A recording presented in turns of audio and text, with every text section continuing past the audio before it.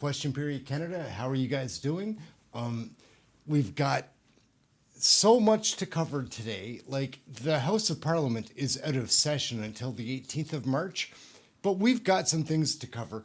Like, they're investigating the ARRIVECAN scam app, and this thing, how many millions of dollars can be wasted? There's so many frustrations. Before we get going, I've got a quick story to tell.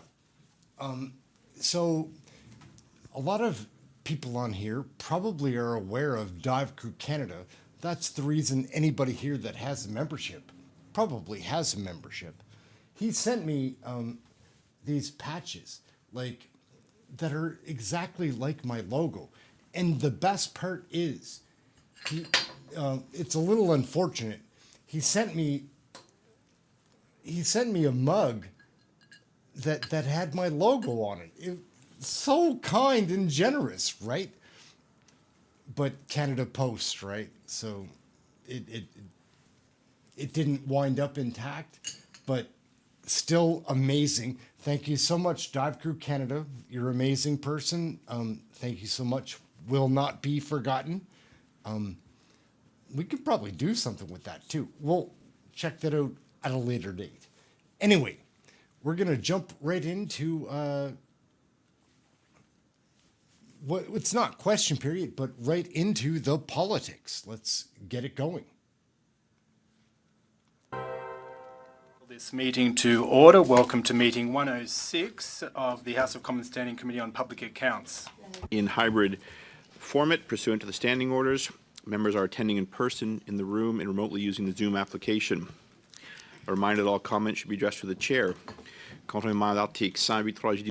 Pursuant to Standing Order 1083, the committee is resuming its study of Report 1, ARRIVECAN, referred to the committee on Monday, February 12, 2024. We have a full house. Thank you all for appearing in person.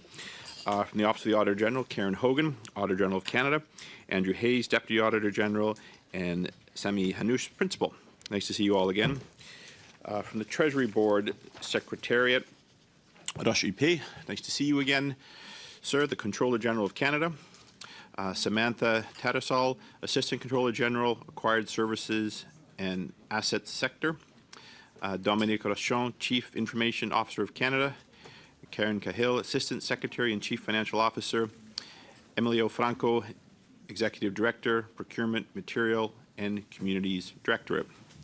Ms. Hogan and Mr. Joan, how are you? You'll each be given a maximum of 5 minutes for your remarks, after which we'll proceed to rounds of questioning.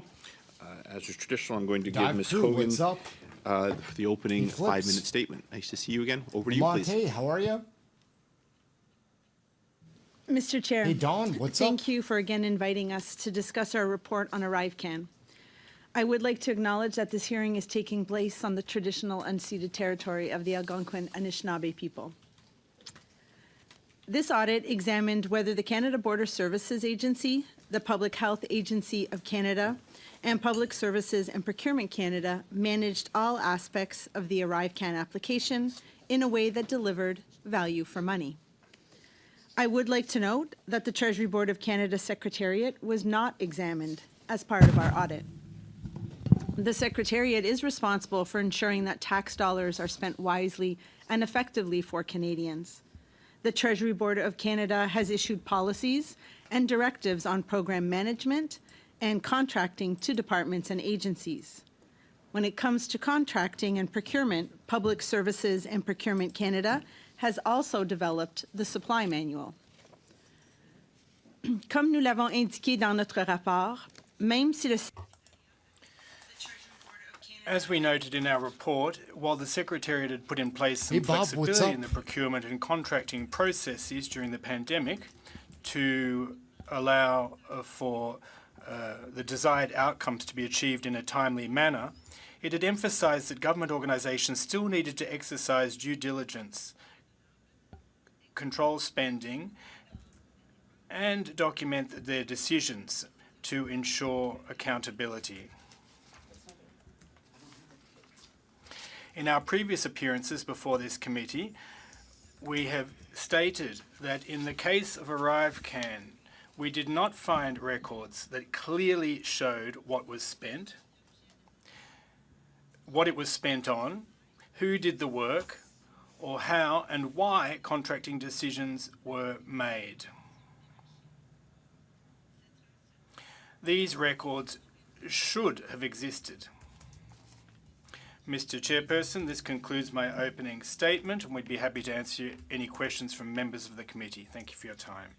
Thank you very much once again.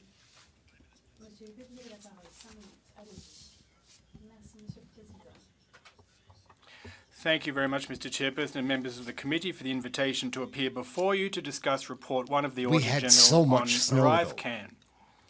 Before I begin, So much snow. I would like to point out that I am speaking to you from the unceded traditional territory of the Algonquin Anishinaabe people.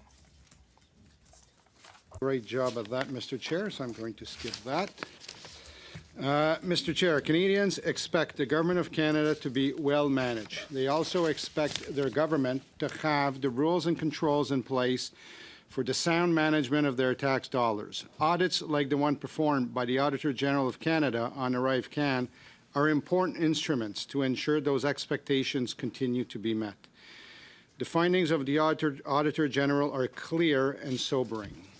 Requirements and good management practices were not followed. As the Auditor General has noted several times, the rules were there, but compliance was not. Monsieur le Président, le gouvernement du Canada. Mr. Chairperson, the Government of Canada has put in place rigorous multi-level controls for public procurement. These rules are enshrined in law, notably the Financial Administration Act, as well as in mandatory Treasury Board policies. Together, they set out clear requirements for the administration of government, which deputy ministers must meet, including those relating to financial management and procurement. In addition, departments and agencies have an audit function to identify and address internal weaknesses in existing controls. We promote compliance with these requirements through training and guidance, such that employees across the government apparatus are aware of their obligations and act accordingly. I am deeply concerned by the findings of the Auditor General's report. We have taken note of CBSA's response to the recommendations and will be closely monitoring their action to ensure that identified issues and deficiencies are addressed. Again, as the Auditor General has noted, we do not believe that more rules are the answer. Procurement is already complex enough. Rather, this issue serves as a clear reminder that departments and agencies need to ensure that they are placing the utmost importance on ensuring that procurements are fair, open, transparent, and withstand the closest public scrutiny. Parlant de transparence, il est essentiel que les Canadiens et Canadiennes. On the issue of transparency, it's crucial that Canadians be able to count on transparent, reliable information when it comes to government procurement activities. Unfortunately, recent reports, including those from the Media and the Procurement Ombudsperson's Office, have highlighted problems with the proactive publication of contracts. I have asked all institutions to confirm the number and value of all contracts they have issued to GC Strategies, Dalian, Coradix, and joint ventures between Dalian and Coradix. All institutions must verify that the information about these contracts posted on the Open Government portal is complete and accurate.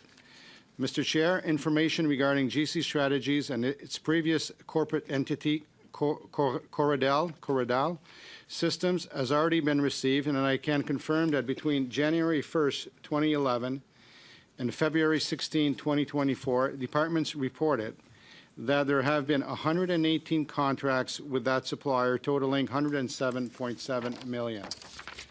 Providing accurate and open information about our contracts is essential to safeguarding the trust that Canadians put in their institutions. We are committed to working with all government organizations to fully meet our transparency obligations. Monsieur le Président, ceci me fait à mon allocution. Mr. Chairperson, Hey, Maria, this concludes what's up? my How are you? speech. My colleagues and I will now be happy to respond to any questions you may have. And would MLC. Beginning round, Ms. Kusi joining us virtually. You have the floor for 6 minutes, please. Thank you, Chair, and thank you again to all of our witnesses for being Stephanie here today. It's very Kusi's much fun. appreciated. Like, Auditor General, we see thank her you in very committee. much again for this incredible report. So, to review, ARRIVECAN is an application that was supposed to cost $80,000 according to a group of individuals who were able to put this application together over a weekend. The number we were Doing working well, with for a thank you. long time was $54 million, not a small sum. But as a result of this report, the Auditor General's report, we determined that ARRIVECAN cost a minimum of $59.5 million, $60 million of Canadians' hard-earned taxpayer dollars. And in fact, in her report, as you know, the report stated that this number might in fact even be larger as a result of Hi, poor Cicely, how are you? documentation, missing documentation. So Canadians are very well on the hook for ARRIVECAN for more than $60 million. So I have a simple forward question for the Comptroller of Canada, Monsieur Huppé. A straight question, a yes or no for Canadians, please. Do you believe that Canadians receive value for money with ARRIVECAN? Yes or no, please. Thank you. Based on the Auditor General's Yes finding, or no, please. I mean, value for money was not, there was no documentation to support the different spin on this, so it was very difficult to understand exactly the value for money at the end of this. So I have to say that I did not audit these contracts, did not audit the work, but I rely on the work of our Auditor General that's pointed out that it was extremely difficult to, and I don't want to put words in her mouth here, but it was extremely difficult to follow the trace. There was poor financial records. So value for money right now was completely difficult to assess, I would say. Well, and you're relying upon her words, Monsieur Huppé. She, in fact, did state that she did not believe that Canadians receive value for money. And it sounds from your comments as though you are in alignment with her. Monsieur Rochin, we know the unfortunate fate of your predecessor that still hangs overhead of this committee in this investigation today. I will ask the same question of you on behalf of Canadians. Do you believe that Canadians for $60 million plus received value for money with ARRIVECAN? Yes or no, please. Thank you for the question, Mr. Chair. And I'm not going to contradict what Huppé just said. I think the Comptroller General's answer would be the same that I would give, with the qualification that, of course, it was a complex system that was produced on an emergency basis. We're talking not just the development cost, but the operational costs, the maintenance costs, the upgrade costs. So not exactly an easy thing to determine with regard to value for money, but very troubling what the OAG found with regard to a lack of documentation. And as a result, I would agree with both the AG report and Mr. Huppé in saying that there were some shortcomings with regard to value for money. No, I very much appreciate that response. And to add to your responses, I will also indicate that the AG did say repeatedly, and as she is in the room today, I'm not afraid to say this, that she also believed that the pandemic, the crisis situation, is not an excuse for Canadians not to receive value for money. And I think that this is a very important lesson going forward. You also mentioned about the testing. It was also determined in the Auditor General's report that many of these tests were not even completed. And of course, when we look back again for the value for money, we think about the testing and the outcomes. This app sent 10,000 Canadians needlessly into quarantine. But as for value for money, it seems as though we have definitely come to the consensus today that there was not value for money. I will press forward then. The Treasury Board mandate is to provide oversight of the government's financial management and spending, as well as oversight on human resources issues and digital transformation issues. So again, Monsieur Huppé, I would like to know, please, was the Treasury Board involved in reviewing the contracts approved for ARRIVECAN for both the CBSA and the PSPC, please? No, in this particular case, no, because they were done within the authorities of either CBSA or Public Services and Procurement in this case. So as you understand, there's a delegation of authority. departments act within their own authorities. If it would have went above these authorities, then the contract would have had to come to Treasury Board ministers. But in this case, it was delivered within the existing authorities of those two departments. I appreciate your response, but that response is very difficult to believe in the total sum of the $60 million having been and potentially, even as the Auditor General said, up to 12 million, uncertain as to where it went. And perhaps I would encourage the President of the Treasury Board to evaluate these principles in an effort to determine where this funding really went. In Section 4.17 of the Directive on Management of Procurement, it states that both business owners and contracting authorities are responsible for protecting taxpayer dollars from fraud, corruption, unethical business practices, and collusive behavior, as well as sharing information on wrongdoing, ensuring individuals do not accrue direct benefits, and requiring contractors and subcontractors to be ethical throughout their supply chains. From the Auditor General report, it's obvious that almost all of these Kusi, requirements you're were just repeatedly violated. Ms. Kusi, you have Yes. time for a brief question. Okay, thank you. Has the Treasury Board followed up with the three departments at all in order to restore the compliance and investigate the systematic nature of this issue? And I will please direct that to Monsieur Franco, the Director of Procurement Material and Communities Directorate. Thank you. Thank you for the question. So I think that there are various investigations underway with regards to the actions that have been identified, both in the Auditor General's report, the Ombudsman's report, and there's a management action plan that has been put in place by those departments. Thank you very much. Thank you, President. Merci, cher témoin. Turning now to Ms. Bradford. You have the floor for 6 minutes, please. Thank you, Mr. Chair. And thank you to the witnesses for coming in today. I know the Auditor General's Department has been before numerous committees and numerous meetings on this very issue, and it is taking up an inordinate amount of your valuable time. So I do appreciate you coming back again. And to the Treasury Board, we are most anxious to hear from you today. So I will be directing my questions to the Treasury Board because we've had the AG's office here, as I said, multiple times. I'm not sure which of you will have the answers to these questions, so I would just encourage the most appropriate staff member to respond with the answer. So can you describe what procurement measures were brought in during the pandemic? And did these changes have an impact on the issue we are discussing today? Thank you for the question, Mr. Chair.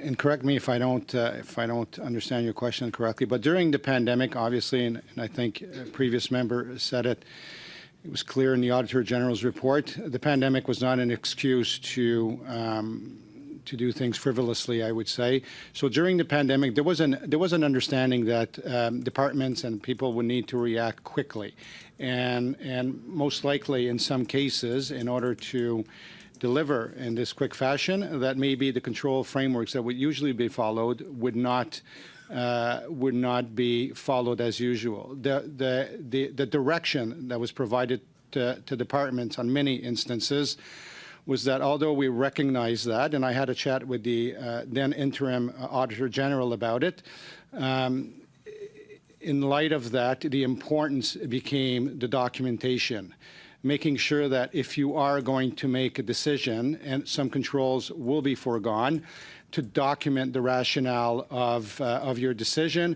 and to document any compensating controls that you would have put in place. For example, if normally you would have a front-end control, I know, Flips, that's pretty that crazy. your activity would go through, and Giving maybe the in light enemy of time and the speed of your action plan. that you need to Like, take, maybe you're going to what build would in you a do that back-end for? control Why? to make sure that you have the controls in place to at least validate the accuracy of what you're doing. So again, during the pandemic, there was Hey, a Tina, what's recognition up? that we would have to operate in some instances outside of those Thank you, controls. Cicely.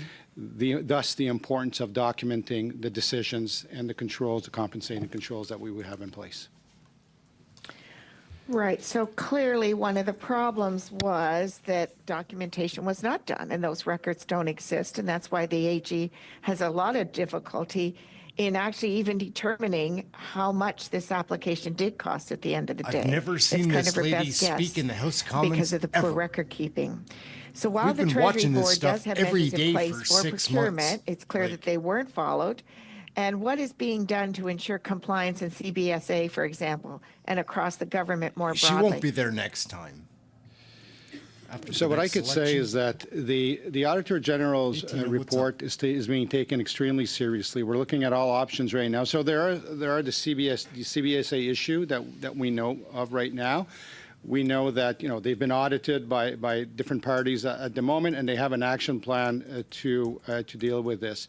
We're also looking, as you noted, my worry as the Controller General is that I need to provide myself some assurance that the weaknesses that were noted, for example, in this audit, is something that could be viewed as mainly isolated. So we're looking at different options right now, trying to prepare a plan to see, what we will be doing to ensure compliance to the procurement policies and rules that should be respected. Now, what role do ministers play in contracting and procurement? Like, did any minister sign off on any of these contracts? So I haven't been privy to, like I said, I didn't audit the contracts. I don't believe in these particular cases. Okay, I see the Auditor General nodding, so she's agreeing with what I'm going to say. But yeah, I don't think these particular contracts were signed by the minister. So the departments operate within a set of authorities that are delegated to them through, most of them, through the minister, then sub-delegated to the deputy minister and then to assistant deputy ministers onto managers, for example. When you sign something, it comes with an accountability. So these authorities that are delegated within an organization, when someone signs, for example, on Section 34, that is there to certify that work has been done. It's been done in line with the contract, in line with the price of the contract. That's your accountability, and you need to take that very seriously. So these accountabilities are delegated throughout an organization, and like I said, people have to be conscious of their responsibilities in discharging these authorities. Thank you for that. And what role did the Treasury Board play in the creation of the ARRIVECAN app?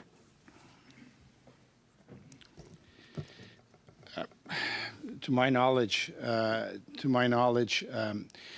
direct involvement in the actual creation of the app, that was done under the authorities of the department. Again, our role was to ensure that the rules were there. We have procurement policies. We, at the beginning of the pandemic, the Auditor General mentioned a note to all departments from the Secretary of the Treasury Board. I've also told you that I had discussions with the then interim Auditor General because we knew that the processes may not be followed as usual. So again, our role was to make sure that people understood that should you forego the normal processes or control, that documentation was the key here. And I also own the internal audit function. So I did I've asked deputy ministers to use their internal auditors at the maximum to make sure that the documentation was going to be there and be sound. In case of an audit. We knew there was going to be audits on this, so you got to prepare yourself for these audits. Thank you very much. Maintenant, Madame Sécla-Desgagnés. Ms. Sécla-Desgagnés, 6 minutes. Thank you very much, Mr. Chairperson, and thank you to the witness for being here today. We've already heard some very interesting things, and I'd like to issue a reminder about what's said on the Government of Canada's website.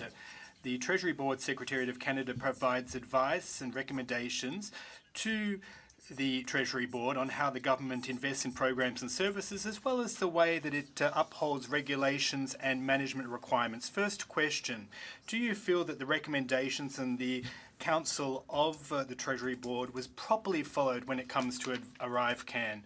Response. Well, obviously, if I base my response on the comments of the Auditor General, the answer is no. She wrote in black and white that the policies were not followed. And as I explained earlier, in exceptional circumstances, such as a pandemic, documentation nevertheless has to be provided. Thank you very much. What is the use of recommendations and advice if those recommendations and advice are not followed? Response. Had there been no directives, the Auditor General would have noted it, and there would have been Sorry, gang, a I've got to use the recommendation washroom. I've got to that pee. there was not the proper regulations. Accountability is important.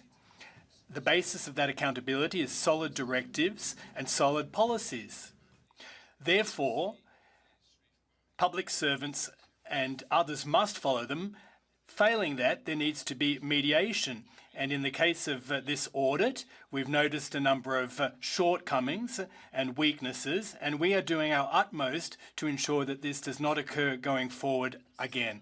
In your opinion, the Treasury Board did its job. It issued its policies. Whether or not those policies were followed, well, you just wash your hands of that. Is that the way it works? Response, well, we did our job, yes. But of course, we're open to feedback. When we see audits of this kind of scope and size, the Auditor General clearly said that this is not one of the most glamorous audits she's seen, and we take that very seriously. So we're looking at this issue. We need to revise our policies and our directives in order to bolster the processes. There were previous audits and we issued additional manuals to do with the use of professional services, for example, in order to direct government officials such that they take the right decisions and consult the right documentation. And I'm referring to those to whom the responsibility is delegated. So rules must be followed. Who ensures that the rules must be followed? The buck stops with who in that respect? Well, there's different levels of accountability. We're responsible to ensure that there are solid rules in place. We have an accountability model that is decentralized across the Canadian bureaucracy, and that means, as I said earlier, there are delegated authorities to the departments, and under the Financial Administration Act, there's an important thing to note here, and that is that deputy ministers, and I'll say this in English, I'm sorry, they're the accounting officers, and it's written in black and white in the legislation that deputy ministers have an onus on them to ensure that there are proper control mechanisms in place and to ensure that their programs are delivered in keeping with the policies. So in the case of the Canada Border Service Agency, the buck stops with the president of the CBSA. The onus is on him to ensure that the recommendations and advice of the Treasury Board are followed. Is that correct? Response, well, there's a whole system. Obviously, the Deputy Minister can't lay eyes on every single contract that goes through the department, but they must ensure that there are controls in place, that there's a government system, and that those controls are checked and double-checked on a regular basis to ensure that things are working as they should. Now, you must be aware that controls are never 100% fail-proof. Sometimes there will be weaknesses and vulnerabilities detected, but the purpose of the controls is to ensure that programs and initiatives that are delivered by departments are in keeping with the rules, regulations, legislation and policies. Thank you very much. We heard earlier, I think it was yesterday, in fact, we're hearing a lot of new things, but the representative from the Financial Association of Canada said that there were individuals, financial officers within the CBSA who were witness to conduct with which they did not disagree, that they raised red flags, that there was no follow-up to those red flags. Thank you, so Dr. even You're amazing. when there are Amazing. financial officers Crazy. placed Hey, Tony, within what's up? departments and agencies, their concerns fall on deaf ears. How Grumbling is it with possible Greg? that there are controls, advice, directives, recommendations, policies, there are financial officers whose responsibility is to ensure that those processes are upheld, and at the end of the day, they're not. How is that possible? I'm sure that there are some levels of control that are working, but the fact of the matter is that ARRIVECAN is probably the tip of the iceberg. You know, there are obviously internal controls that have not been put in place, that have not been upheld. How did this actually occur, in your opinion? Response. I listened to Mr. Richard's testimony yesterday, and I know him quite well. I meet often with him, and I have a lot of time for him. Now, I don't know the nature of the complaints per se, but I find what occurred deplorable if one is to rely on what was said. Hey, Brenda, how are you?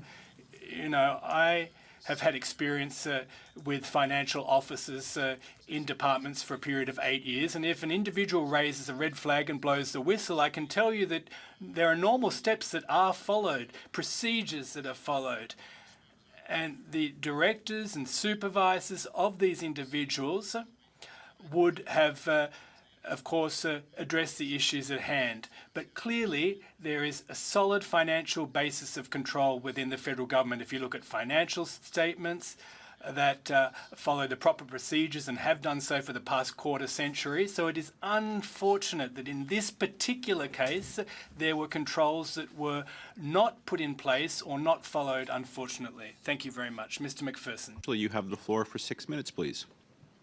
Thank you very much, Mr. Chair, and nice to be on this committee with everyone today. This is not my normal committee, so I'm eager to be able to participate, and I do want to thank all of the witnesses for being here today with us. Like many of the witness or the members of Parliament who have spoken before me, I'm quite horrified by the report. And on behalf of the constituents that I represent in Edmonton Strathcona, I want to express my thanks to you, Ms. Hogan, for this comprehensive report. It's shocking, but it's important information that you've provided for parliamentarians, so I'm very grateful. When I look at the report, however, I'm alarmed, frankly, that we have a procurement system in this country that is so vulnerable and that it has been taken so advantage of. I can't help but think of some of the organizations in Edmonton Strathcona that I've worked with in my riding that have had to go through, incredible hoops just to get funding significantly less than $60 million. I think of things like the Canoe Volant, the Flying Canoe Festival, the biggest French festival in Edmonton. I think about the Edmonton Ski Club, the Ritchie Community League. None of them were able to access the funds that was able to be accessed in this case, the $60 million. And what organizations across this country could do with that money is frankly what I'm thinking of when I think about this waste.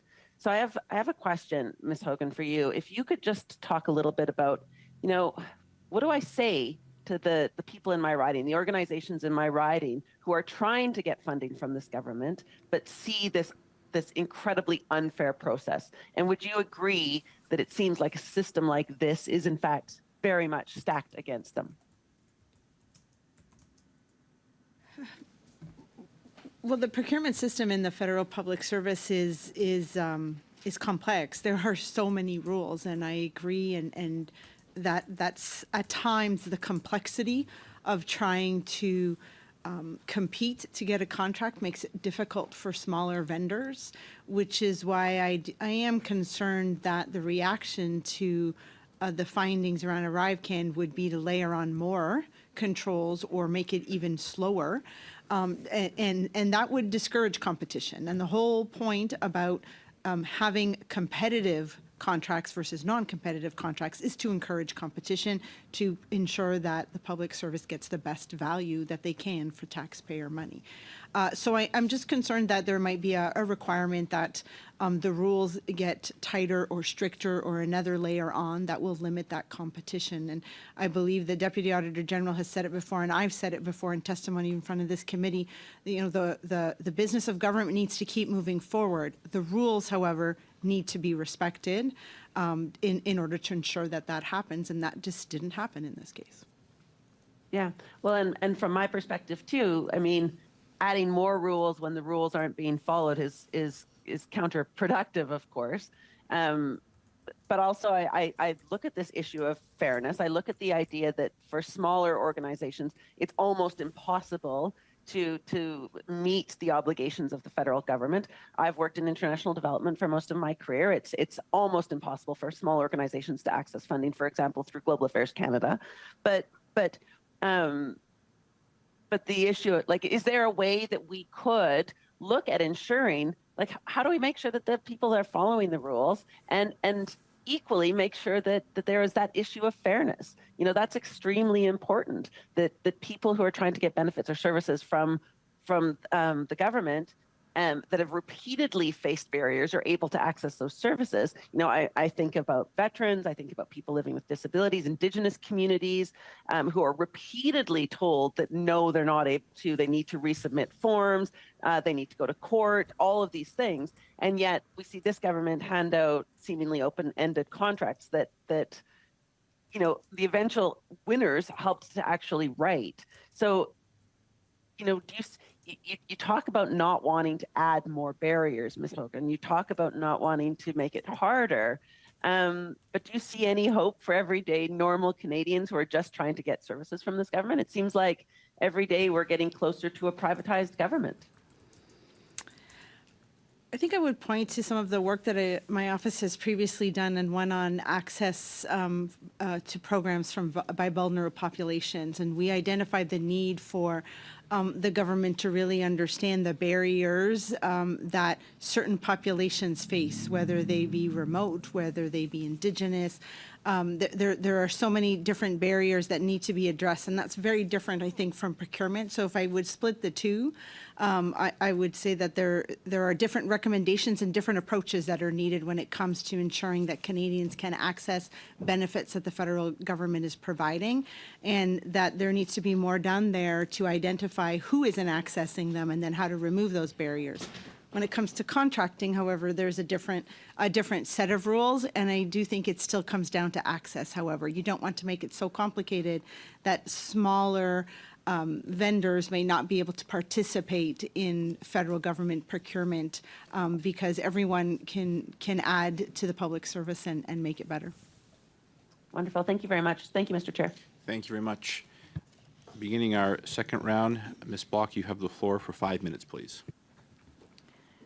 Thank you Block very is much, pretty fun. Mr. Chair, and thank you to all of our witnesses for joining us here today. Of course, we've had the opportunity to hear from the Auditor General on a number of Kelly Block. occasions, What do which you I guys think is think? Kelly Block. quite right to be having you appear before a number of committees, given the seriousness of your last report tabled in the House of Commons. But my questions, I believe I'm going to aim at the Treasury Board Secretariat, or the Treasury Board. So given what we have learned over the past 18 months, and certainly more recently through the Procurement Ombudsman's report, the Auditor General's report, and actually testimony from witnesses, there appears to be a lack of oversight across government departments. One of the main reasons for this, as we heard yesterday, is due to the lack of enforcement of the Financial Administration Act across departments. So my question for you, Mr. Houpe, or whoever would like to answer, is your department responsible for ensuring the compliance of other departments with this act, or is it up to departments to police themselves? So that's a very good question, Mr. Chair. I would say dual accountability. Okay, as I explained, departments operate within a set of authorities that have been delegated to them. So the expectation is that when they do operate within these authorities, that they have the measures in place to ensure compliancy to the different rules and legislation, and they have to abide by the Financial Administration Act. At Treasury Board, when there's a transaction or project, for example, that's above the departmental delegation, they need to go through, Treasury Board ministers for the authorities to, for example, enter into a contract, for the authorities to launch a project that's not within their set of accountability. So there is some oversight there. And there are general oversight. I own, for example, the internal audit community, and I have a role to play in delivering every year some horizontal audits across government. So we're trying to line up our work between, what Auditor General is doing, what the other bodies are doing to make sure we don't duplicate. So yeah, there are measures being taken to ensure compliancy. But again, non-compliancy will sadly be found in some of these reviews. Thank you very much. Your website states, and I quote, "The Secretariat ensures tax dollars are spent wisely and effectively for Canadians, and that you oversee and provide guidance to the Treasury Board of Ministers, as you've just noticed, on how government is managed and how it regulates. Since your department is responsible for the oversight of spending taxpayers' dollars and ensuring that they are spent wisely, and given that the issue of ARRIVECAN has been in the news for the last 18 months, who in your department is being held accountable for the failures of the ARRIVECAN app?" Right now, what we're trying to... Good question, First right? of all, Like, you know, we've... Listen to this. We take the findings extremely seriously. So as Treasury Board, we are looking, all of us there. Hello, There's notions Rhonda. that came out that deal with, you know, financial records not being in place, procurement practices. There's also a notion of conflict of interest. There's also a notion of, you know, augmentation from an IT perspective. So it plays on many of the different roles that we oversee at Treasury Board. And right now, as I said, we are taking this very seriously and putting an action plan together to ensure that our role will be played in this particular situation. But I would go above and beyond that. I'm looking personally beyond ARRIVECAN, right? My worry is that the system of controls need to be there everywhere. And like I said, we have a solid financial community. We have a solid, I would say, procurement community. Sadly, we see stuff like that happening. But we still need to make sure that... how are you? So I've instructed, as an example, the chief audit executives of every department about a week and a half ago to make really, really sure that they had a review of their procurement practices in the coming year, you know, as an audit within their department. So there are things that we're doing to make sure that our accountability is discharged. So really quickly, do you think your department did its job during the pandemic to ensure value for money for Canadians? Honestly, from what I've seen, and I'll speak for myself, I'd like to think that, yes, again, there was no playbook with the pandemic. You know, it was a first time. I think that genuinely there was a lot of people, you know, wanted to ensure that the right decisions were being made. Again, I'm not going to waste time and explain it again, but we did take the time to make sure that departments understood what it meant to operate, you know, outside the normal control framework of the government. If that was the case, need for documentation, need for audits to be done. So I think we did provide direction. Could you always be better? Perhaps, but we did take our role very seriously during the pandemic. Thank you very much. Suivant, Ms. Shanahan joining us virtually. You have the floor for 5 minutes, please. Well, thank you very much, Chair, and I too want to thank the Auditor General and the team from the Treasury Board for being here today because, and I think by the tenor of the questions that we're hearing, all members in this committee have concerns regarding oversight and why and why not it did not work in this case. And something that came up in the testimony yesterday from Monsieur Richard was that people were reluctant and in fact refused to, professionals, financially accredited employees of the public service were afraid to do what essentially is their job, and that is to raise red flags where warranted. Monsieur Huppé, if someone has something to say about any financial practice, what are the ways that that employee can say it safely within our public service? So, thank you for the question, Mr. Chair. First of all, I'm extremely concerned by the comments of Mr. Richard yesterday, and I'm not disputing them, to be fair.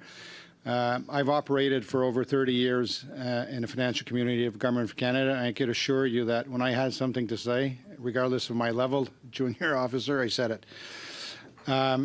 So Mr. Richard yesterday said it, I think, very correctly in the sense that you should be talking to your supervisor. And if you feel that your supervisor is not reacting, there are ways that you could go above your supervisor, so the next level up, if there's something that you feel very, very strongly about. And like I said, my experience is that, at least in the organizations that I ran, the door was always open. And I think that was made very clear that people could actually speak up. So I'm going to have a chat, I guarantee you that, with Mr. Richards. Because if there is, some people that we have an issue, we need to figure out what we're going to do with it. And we need to make sure that the community understands and the people operating in these communities. And we're talking about the financial, he was talking about the financial management community, but I'm extrapolating that to the procurement communities and so on. People that are experts in their field have to have the space to raise their hand if they have something to say. Well, thank you for that, because as you mentioned earlier, it's not just about ARRIVECAN. If this is symptomatic of a wider problem, we need to identify it and remedy it. And indeed, on a separate note, and I see we do have someone, Monsieur Franco, who is the Executive Director for Procurement in TBS. When the procurement ombuds testified before us, he said that he found it curious, Brett, and I certainly want to explore that in the competitive bidding process where the bid was rigged so that GC Strategies could win that bid. There were 8 or 10 other companies that could have lodged a complaint about that bidding process. Can I hear your comments on that? Thank you for the question. Because they did not lodge a complaint, and you would think they would have had a financial interest in doing so. Thank you for the question. So first, regarding why the other companies may not have lodged a complaint, I can't speak on their behalf. But what I can say is what a normal process would look like. First of all, that it's not unusual, or it does happen, that a vendor may be involved or engaged to help in the preparation of a statement of work. For example, hiring an expert, you're about to buy something, you want expert advice to help you develop that requirement. What normally happens is that company or that individual that's engaged to do that preparatory work is then explicitly excluded from the resulting procurement. And typically what we would see is that in the resulting procurement, that those individuals or those companies are named, identified as having been involved in the production of that procurement, and are indicated as not being able to participate in the resulting, as it is a clear conflict of interest. In addition, in our procurement framework, we have something called the Code of Conduct for Procurement, which forms part of every government contract and every government procurement. And it requires that when a vendor bids or engages in contract work, they warrant that they are not in a conflict of interest, whether perceived, apparent, or real. And so there are mechanisms in place that are there to ensure that that conflict doesn't exist. And it appears in this case, as reported by the Auditor General, that those measures may not have been followed. Thank you very much. That is the time. Suivant, c'est Madame Cyclet Desgagnés pour 2 minutes 30. Ms. Cyclet Desgagnés, 2.5 minutes, please. Mr. Huppé, I'd like to come back to you. You just said something highly interesting. You said that you mandated each department from an audit standpoint to review the procurement process and to ensure that controls were followed. Now, just prior to that, you said, and you confirmed it immediately thereafter, that there are some people in charge of financial controls within some departments and audit sections who raised red flags and yet were not listened to because it was the directors that made the decisions at the end of the day. So should we perhaps ask those responsible for audits to review the practices that they engage in? Perhaps that might be a solution, but evidently, if directors are going to make decisions that fly in the face of the recommendations and the directives, isn't the system broken? The controls are just not being followed, evidently. Response. Well, my request of these individuals, and I'm not just talking about the person in charge of CBSA, I think that we've gone over that individual with drawn them over the hot coals, and I think that we should now allow the process to play out. But for the contracts that I was Richard, what's referring up? to, it's a question of the Deputy Minister's accountability, and there are various instruments and mechanisms within departments to ensure that these directives are upheld. Mr. Huppe, I don't have much time. The CBSA is clearly implicated in this, but both in the Auditor General and the CBSA's report, both departments are have the finger pointed at them. Can we just offload all the blame on two individuals at the CBSA? That seems a bit short-sighted, in my opinion. No, that's not what we're saying. What we're saying is that we need to ensure that and the government processes that this doesn't occur going forward. But you just said that. Those processes are in place, but they're not being followed. So what of that? You said that right off the bat. You said that there were recommendations and advice issues that weren't followed, but because it was no longer your responsibility. But at the end of the day, you said the buck stops with you when it comes to ensuring that those responsibilities are met. There's a bit of a contradiction there. No, that's not what I said.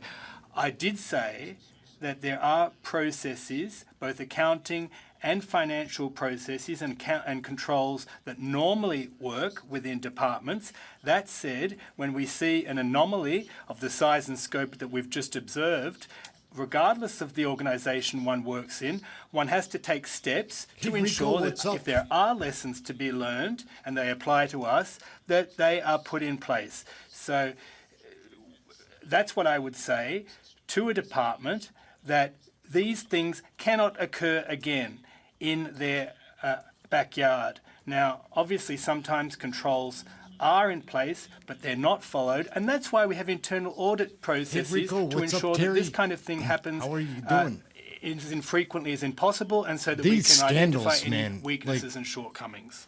It's ridiculous. They just spend all of our tax money. And expect not to have to answer for questions. I of course, just want to make sure that we have the right information for this committee. And I'd like to give you an opportunity to respond to some of the claims that were made at OGO on February 22nd, and perhaps to provide some clarification for your report.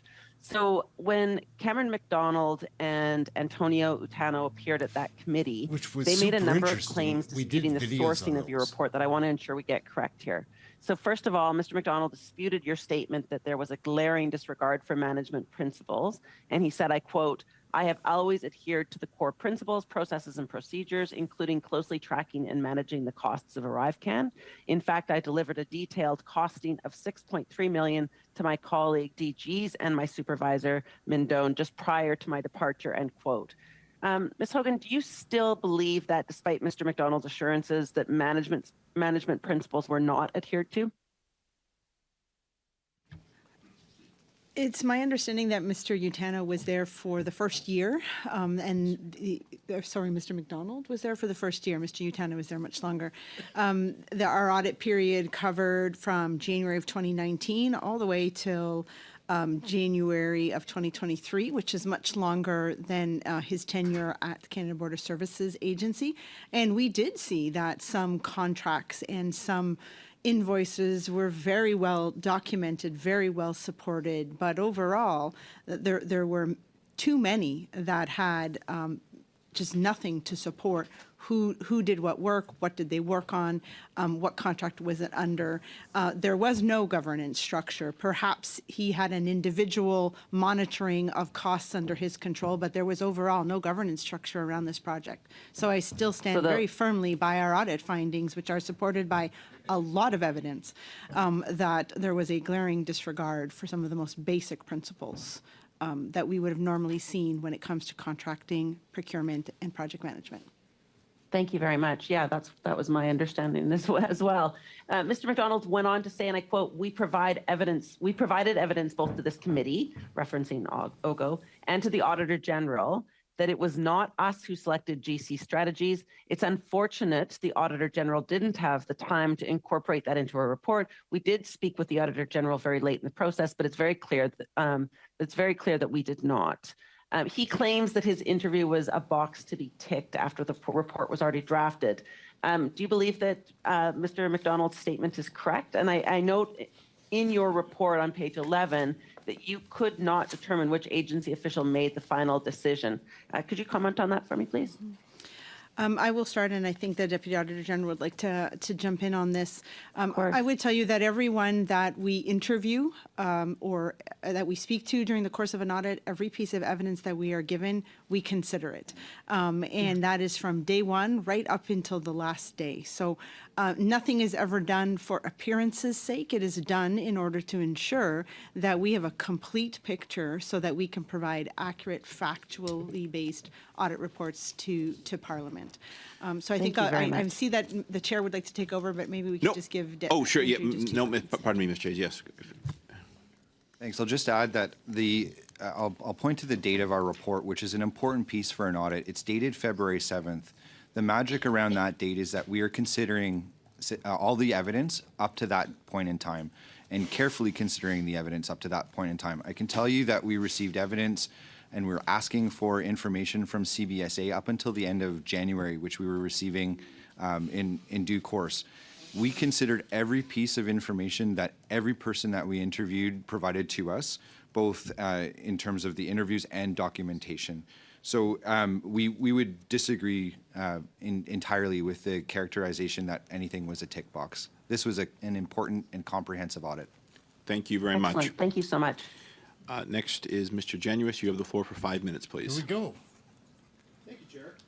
He's really fun. So Genuine, I am always quite fun. struck by the fact that Mr. David Yao was an outside contractor while also a government employee.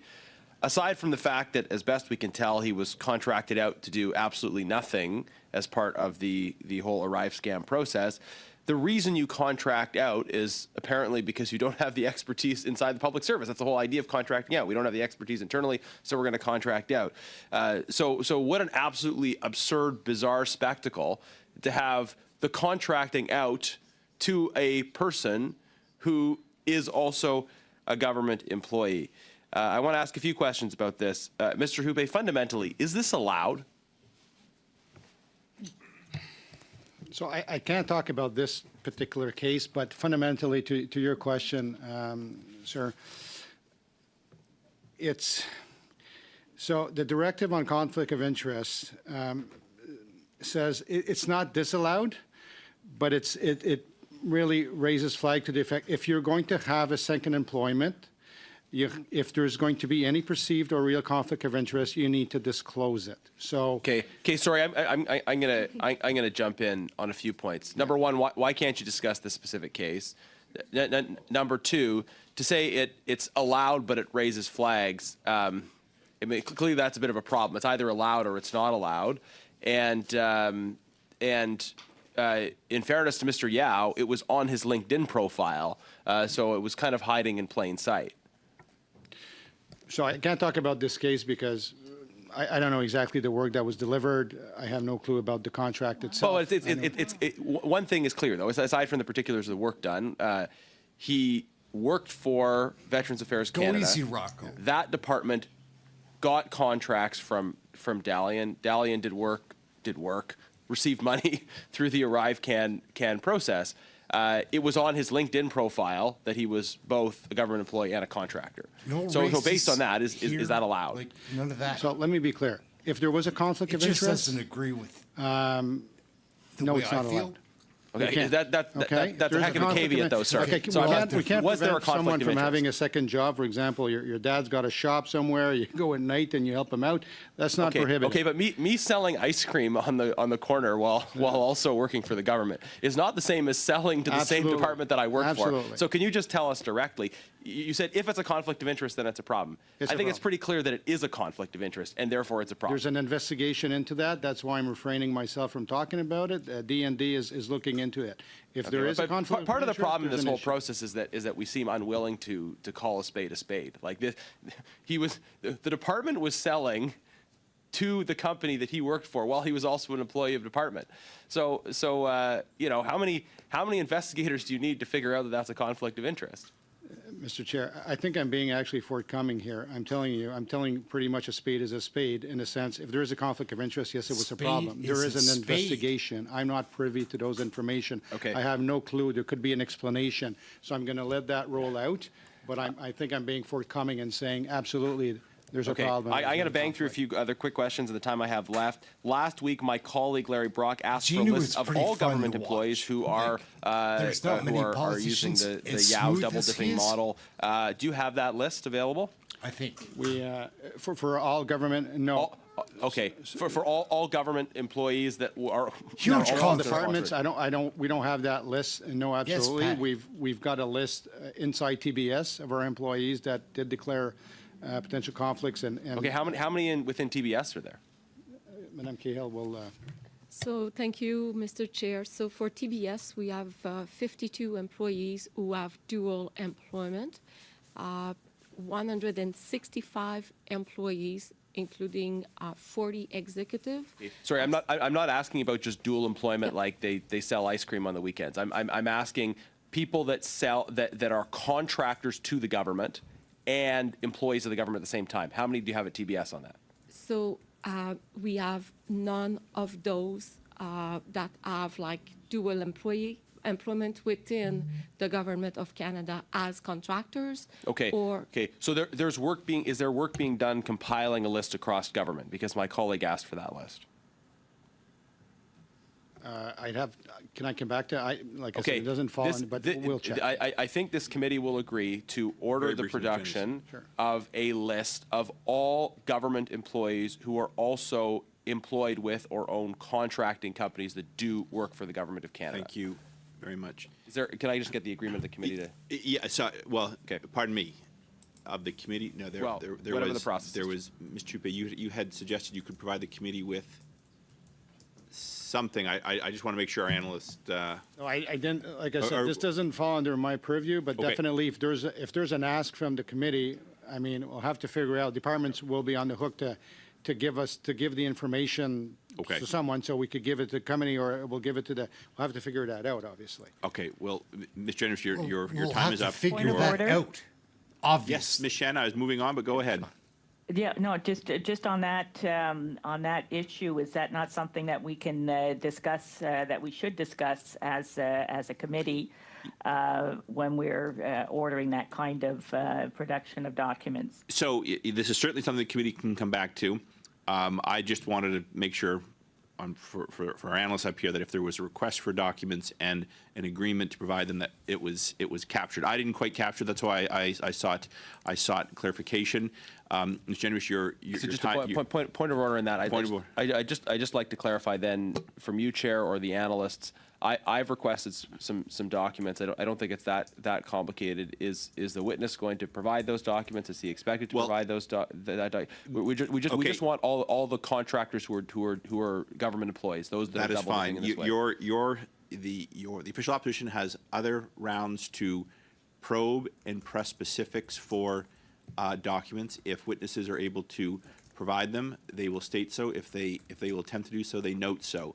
And then this committee can then take a step further if we feel a response is not adequate or information is not forthcoming. So you were close, Mr. Genuous. I didn't quite hear the deal. Did he undertake to provide the documents, though? Pardon me? Did he undertake to provide the documents? Like, are we getting those documents? At this point, no, but you're welcome to ask him again. So I'm going to move on now to... So does the committee agree to order the documents? No, Mr. Genuous, we're not at this point yet. You're jumping a few steps. This committee does operate well with witnesses where they provide information when explicitly asked in their field. That was not done specifically in this case. You're welcome to come back to this at your turn. So I'm going to turn now to Ms. Khalid. There's ample time, Mr. Genuous, to come back to this. Ms. Khalid, you have the floor for 5 minutes.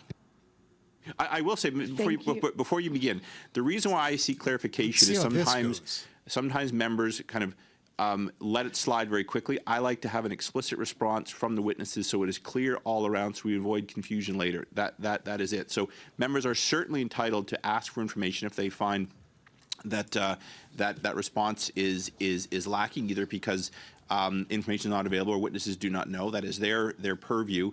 I want to seek clarification from both sides that is understood. Ms. Khalid, you have the floor for 5 minutes.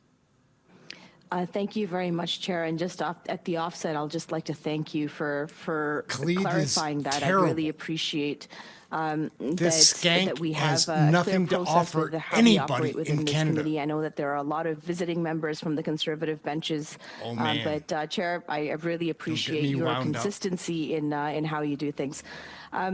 So Nothing to offer our witnesses at all. I believe it was a member from the TBS Secretariat that had said that deputy ministers can't lay eyes on every single contract that go through the department. So in this instance, and I know that a lot of us are very, very concerned about how it was that $50+ million were spent on an app, and then ultimately, since 2011, $100 million were given to this organization. So where is the ultimate accountability on this? Is there somebody to blame? And who is it? And how do we get there?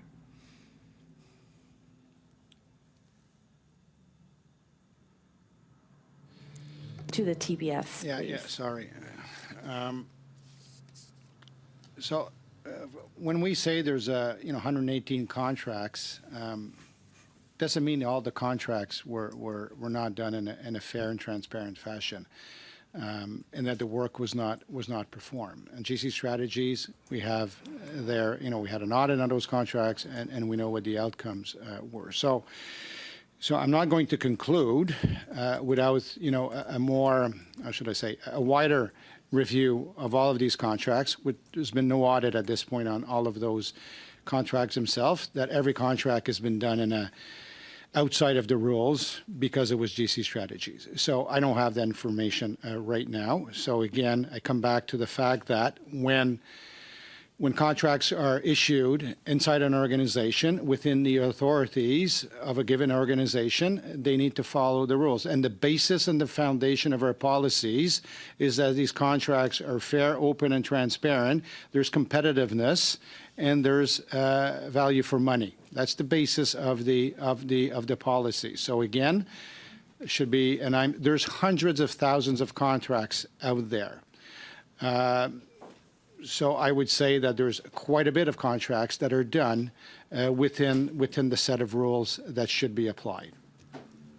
I appreciate that. And, this is something that we hear from bureaucrats and public service on a regular basis, some members, to say, politicians come and go, but the bureaucracy stays, and they stay for a very, very long time.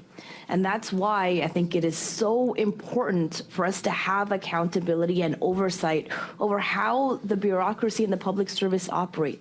And that's not to say that we don't respect the work that they do, because they serve the public in a lot of different ways. But I don't want a couple of bad actors to really ruin the reputation of all of the hard work that our public service does. So what do you recommend in terms of what are next steps for making sure that accountability is there, and making sure that taxpayer dollars over what is a span of over a decade are not misused, or whether they're misused or not? How do we have that transparency and make sure that Canadians have the trust within our public systems? Yeah. So first of all, your point, you made a point on the bureaucracy, and I have to say that I've heard there's a lot of procurement officers today that are not liking what they've seen, because they take very, very high pride in how they do their work, and they do it extremely well, and they do it within the rules. So again, they don't like to see something that will come and ruin a reputation that they've worked so hard to build on. I always say, when I got audited in my life, unless there was something huge and collusion or whatever it is, weaknesses will be found. And I always told, when I was in different departments with Board of Management, don't give me too much crap about what is being found. Give me crap if I don't fix it. So the next steps in here is, the importance is that we take this very seriously. We make sure, every organization makes sure that they understand their weaknesses, that they take the validation and certification and testing of the controls very seriously. And when we find some weaknesses, that we correct them and that we learn from the lessons of others. Because I always say, if they found something over there, chances are you could find something very similar. So take these findings extremely seriously. So again, the job of the bureaucracy is to make sure that we have action plans that will be delivered, make sure that we monitor the implementation of these plans, and they actually produce the results that they're intended to do. So again, we have departmental audit committees with external members, objective external members in every large department. They will be seized with the action plans here at CBSA, and one of their job is to ensure that these actions get implemented as intended. Thank you very much. Was that my entirety? Yes, it was, and Oh, no. and some good time over that. Beginning our third round, Mr. Barrett, you have the floor for 5 minutes. Mr. Rupe, the Treasury Board should know how many government employees are also double dipping with federal government contracts. So how many employees meet that criteria? All right. Sorry, sir. You mean within Treasury Board, or you mean that work for the government? Government-wide? I don't have that information right now. I don't know. Will you provide that to the committee? I could see what's in the art of the possible. Like I say, I'd have to talk to my colleague, who's the Chief Human Risk Officer for the Government of Canada. We're digging our own information, obviously, so we would have to see what. So you'll undertake to provide that information? I'll undertake to see what's in the art of the possible there and get back to the committee with the possibilities of what we could report. So instead of getting back to us with the possibilities, can you get back to us with what you find? I could definitely try to do that, yeah. So that's a yes? We will get back to the committee with what we Sir, actually it's a very find. simple question. Yeah, Will you we will come provide back with what we find. You'll come back with what you find? Fine. Yes, Okay. I understood it as a yes, so thank you very much. Okay, Yes, so Mr. that's an Barrett. undertaking to provide the information that was requested. Okay. Correct. We find. Yes. If we find we have issues doing it, that's what we found, we will let the committee know. No, sir. No, sir. No, that's what that's no. all I could. What you've just said is that you're going to provide us with the information. You're not going to provide us with information about the information you can provide us. So you said before to Mr. Genuis that you were being forthcoming. Yeah. The only thing that's been forthcoming is each time we ask the same question multiple times, we get more information each time that we ask it. So you're either being transparent or you're not. You've made an undertaking to the committee that has been well received by the chair that you will provide the information. So that's not a question I'm looking for a response. That is a statement of fact. I'm trying to be honest here. Yeah. So, and I'm trying to be honest with you that the assurance that you're giving is that you are not being forthcoming. You came to the committee today. You knew that this was an issue, that we have government employees who are double dipping, getting contracts from from the government. This is absolutely unacceptable. It strains the bounds of public confidence when the government says, "Yep, we hired many orders of magnitude more public servants than we've ever had, but we don't have the capabilities to do the work that we need to do. So we're going to outsource that work, and we're going to outsource it to the tune of millions of dollars to people who already work for the federal government." That's why you're going to provide the information. We will come back with what we find. Thank you very much. Ms. Hogan, did it raise any red flags during your investigation that Mr. Yeo of Dalian was a government employee? Is that something that was detected by your office? So no, because the Department of National Defense was not part of the ARRIVECAN app. But I guess what I could link to our findings is that as we talked about when it comes to disclosure around invitations and gifts, there are rules here around disclosures when a public servant might enter into an arrangement that has other employment income coming their way.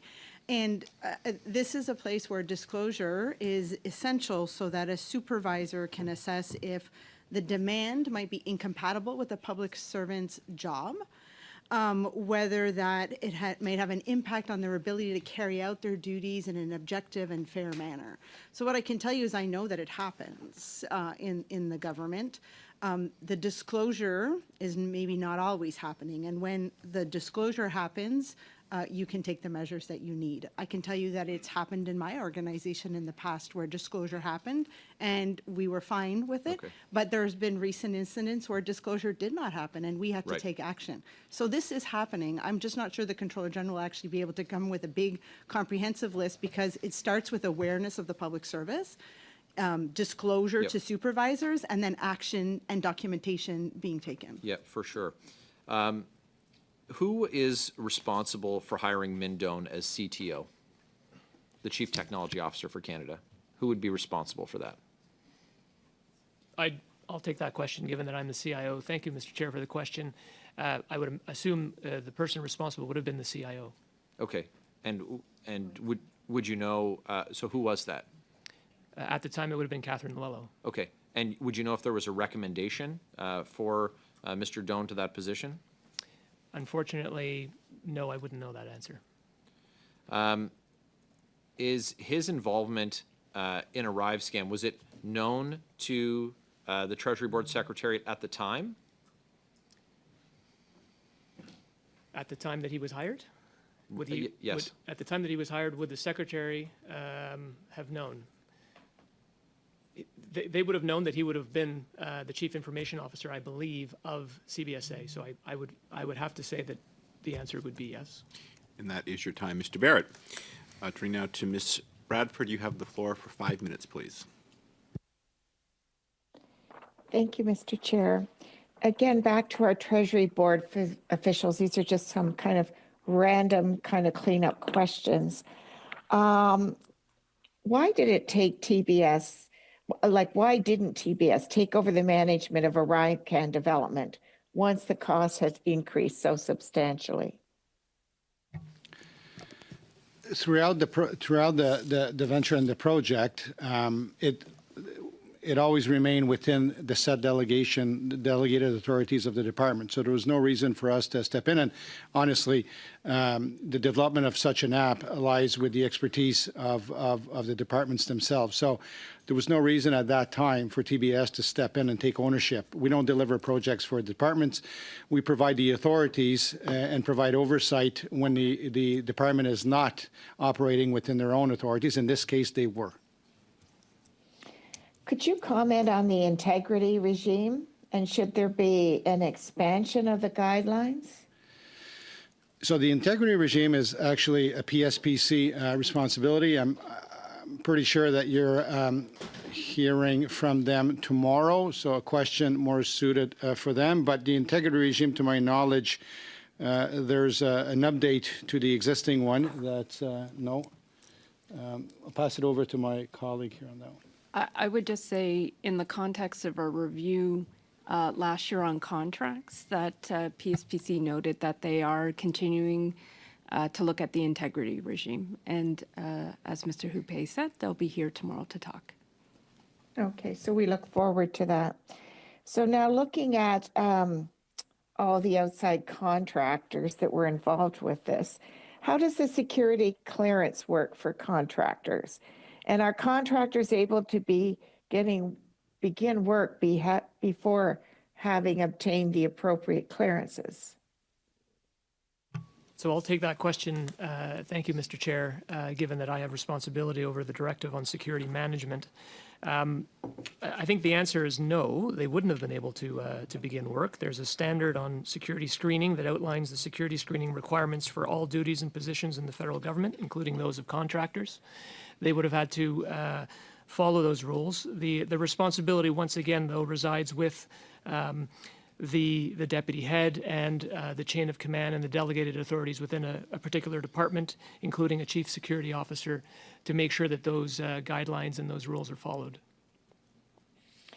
Okay, so outside IT contracting has definitely been put in the spotlight because of the ARRIVECAN app. What is being done to address the frequent use of outside IT talent? Like, we use them to develop it, but then the AG pointed out there probably was opportunity for departments to take over management once they got it up and running. And that didn't actually happen. We've not really been given a good answer from anyone as to why that was the case. So I'd appreciate hearing your thoughts on this. Thank you for the question. I'll take that again. From a chief information officer perspective, we have launched a directive on digital talent. It stands to reason that there is a significant talent deficit in technology in both the private and public sector, and the federal public service is obviously included in that. What we've done is we've put in place a directive that hopefully will strengthen the way that we collect data and centralize guidance on digital talent sources. We want to improve interdepartmental coordination on that. We want to augment government-wide tools and services. We've introduced a GC digital talent platform, for example. What this directive on digital talent actually does, for example, is it will require managers seeking contract services to complete a digital services contracting questionnaire. If they want to use these talent augmentation contracts in IT, they have to check in with us and provide justification. So we're trying to imbue some discipline.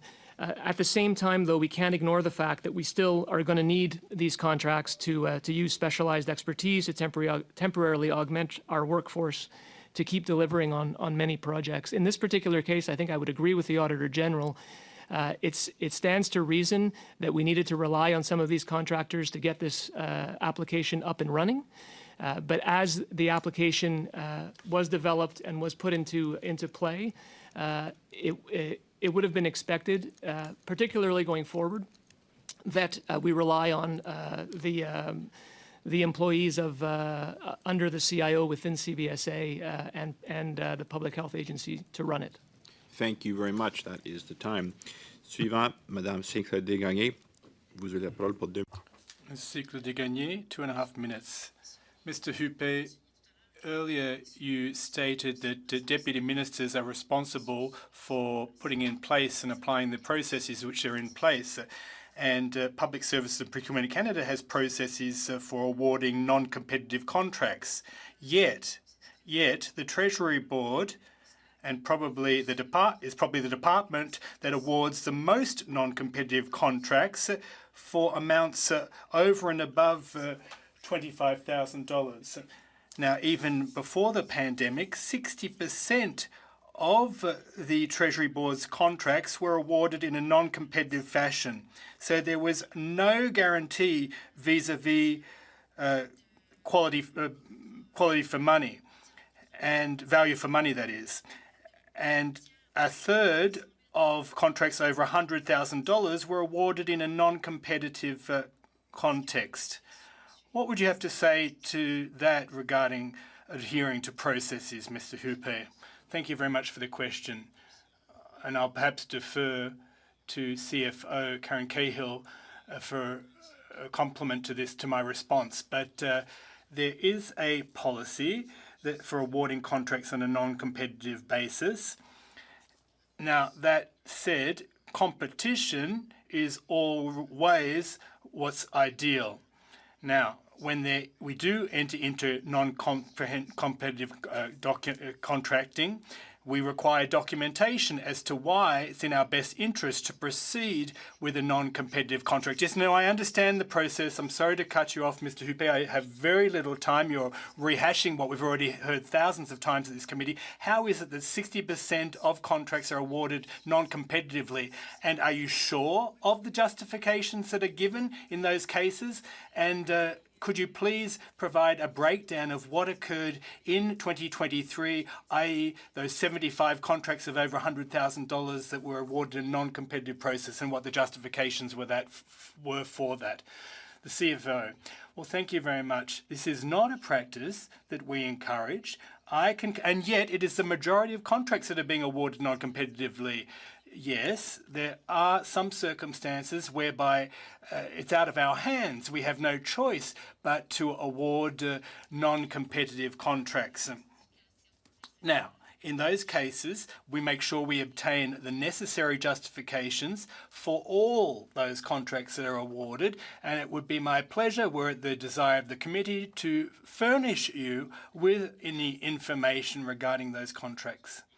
I think that's a yes. Yes, you'd like that? Yes, thank you very much.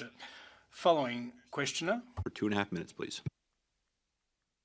Thank you again, Mr. Chair, and thank you to all of the witnesses for being here and sharing this testimony with us today. I very much appreciate it.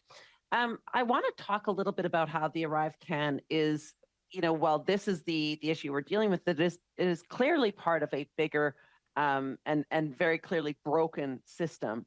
I want to make some of those connections that are between the audit conducted of the government's contracts with McKinsey that you carried out last year and the report that's in front of us today. So I think there's some important and repeated conclusions in both reports that demonstrate that both conservative and liberal governments have had some real problems giving contracts to either their corporate insider friends or folks that know how the system works. So Ms. Hogan, your report on McKinsey found that administrative requirements were not consistently followed, and your report on ARRIVECAN found the practices to manage the contracts were missing, quote, at the most basic level. So could you talk a little bit? Are you confident that the Treasury Board is taking enough of a leadership role over departments to implement procurement frameworks as they promised in response to your report?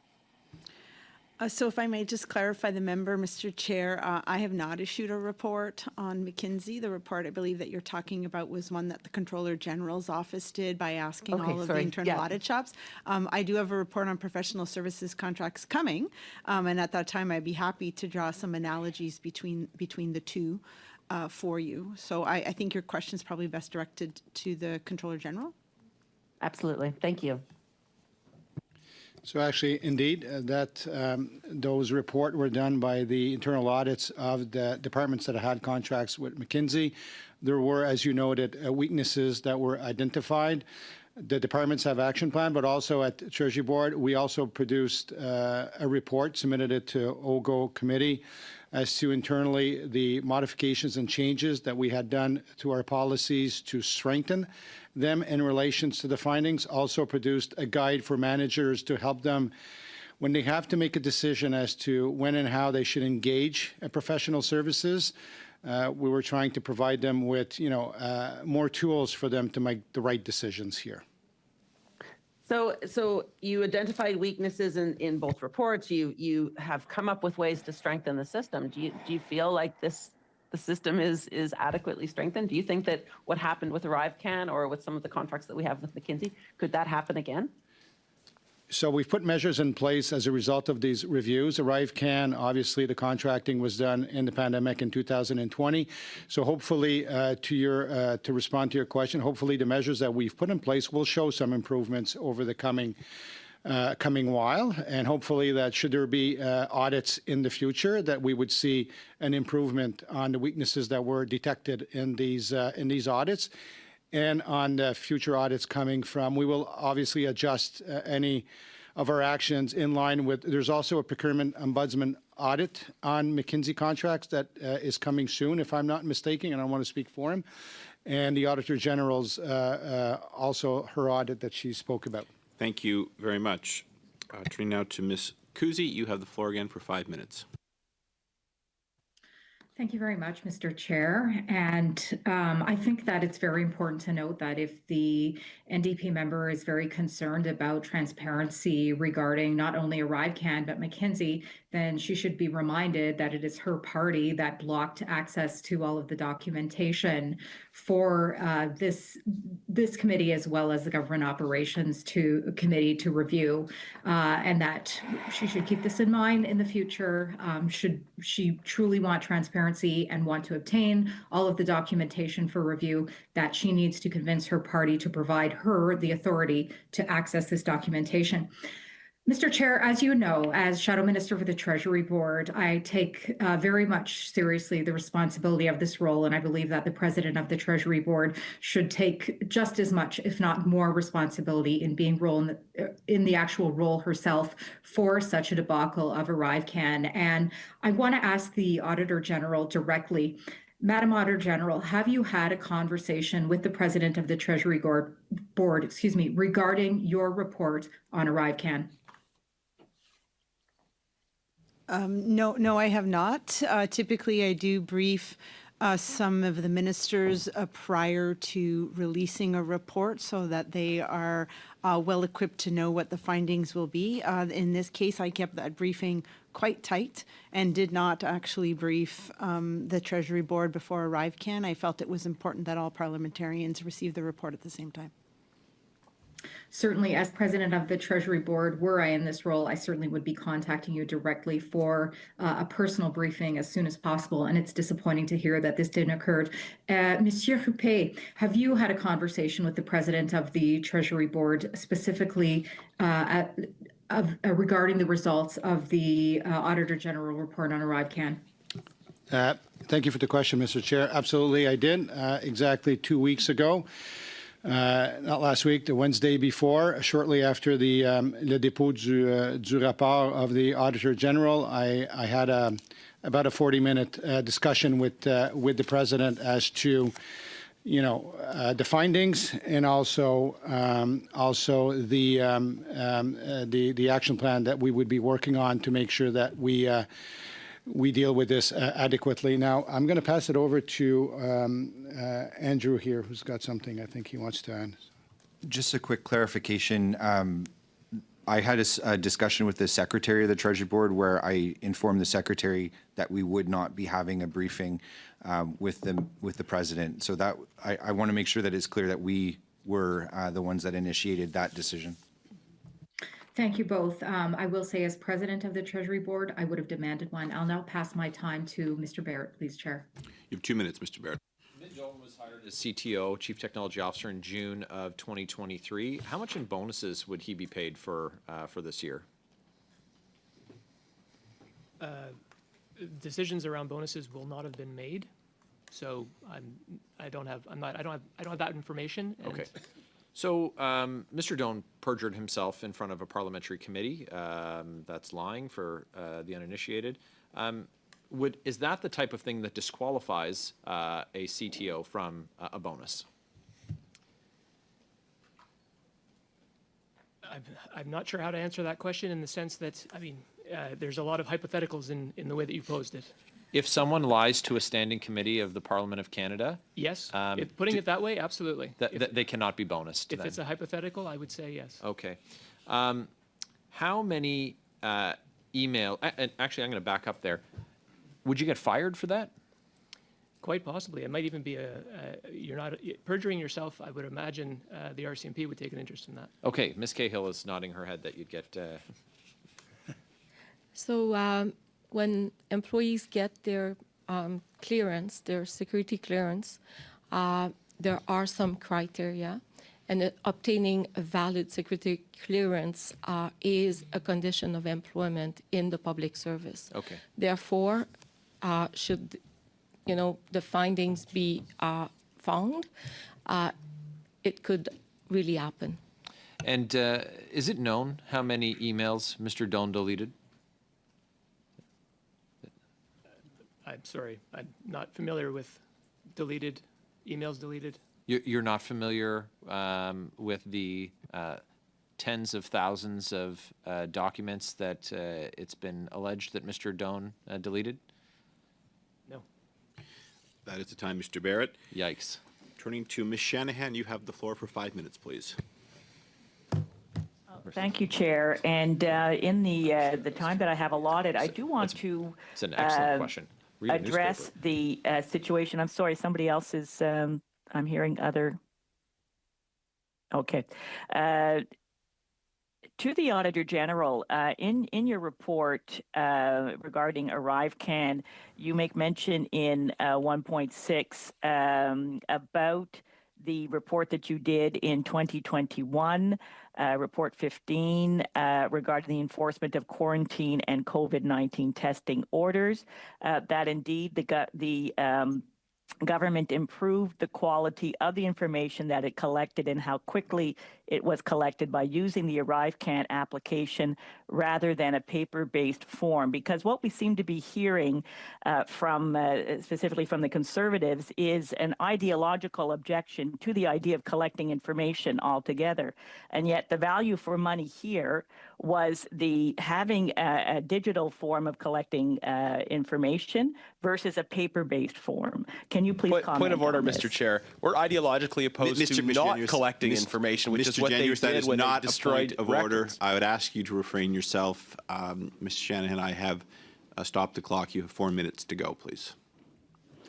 Thank you. And I would like the Auditor General just to comment on, because we can all agree that rules were not followed in the procurement of the ARRIVECAN, the contracts to produce the ARRIVECAN, and in the following up thereafter. That is certainly evident for all to see. But the value of the ARRIVECAN app is greater than the malfeasance that we see before us. I'd like to hear the Auditor General on this.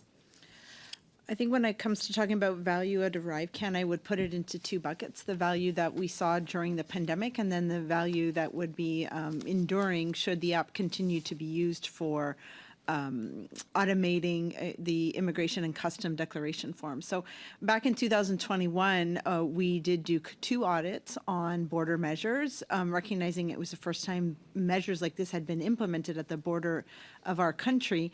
At the beginning, it was done by paper, and it was taking, in some cases, 28 days to get information to the public health agency, who were required to follow up on whether people were actually quarantining for 14 days. So the digitization of that form and the automation of what was happening at the border allowed Canada Border Service officers to be able to physically distance, which was important at that time, and also to then improve the quality and timeliness of the information so that the public health agency could take action and pass it along to provinces who were also using that information. So those were some of the findings that we had about the value at the beginning. And as I mentioned, now the enduring value would be whether or not the Canada Border Service Agency continues to use it as a measure to automate some of the aspects of crossing into our country. Indeed, and that certainly will be important to monitor going forward. But those early days when there were no vaccines and no one really knew how to handle this, the only option we had was to be able to quarantine travelers and limit public exposure to COVID. Can we quantify the value of saving lives at that point? I'm sorry, I'm unable to do that. I didn't do it at the time, and I would not be able to speculate on whether or not individuals quarantining had an impact. Thank you very much, Auditor General. And just on the question of how do we monitor, how do we conduct oversight, we heard yesterday from Mr. Richard that indeed the cuts to the public service done by the Harper government, in which Pierre Poilievre was a member, hurt their ability to conduct financial oversight. And so I would ask Mr. Roupe of the Treasury Board, given that the Conservatives have voted consistently against salary adjustments for the federal public service, pretending that they are for additional oversight, but again, voting against it. What difficulties does this cause in hiring and retaining the kind of financial talent that we need?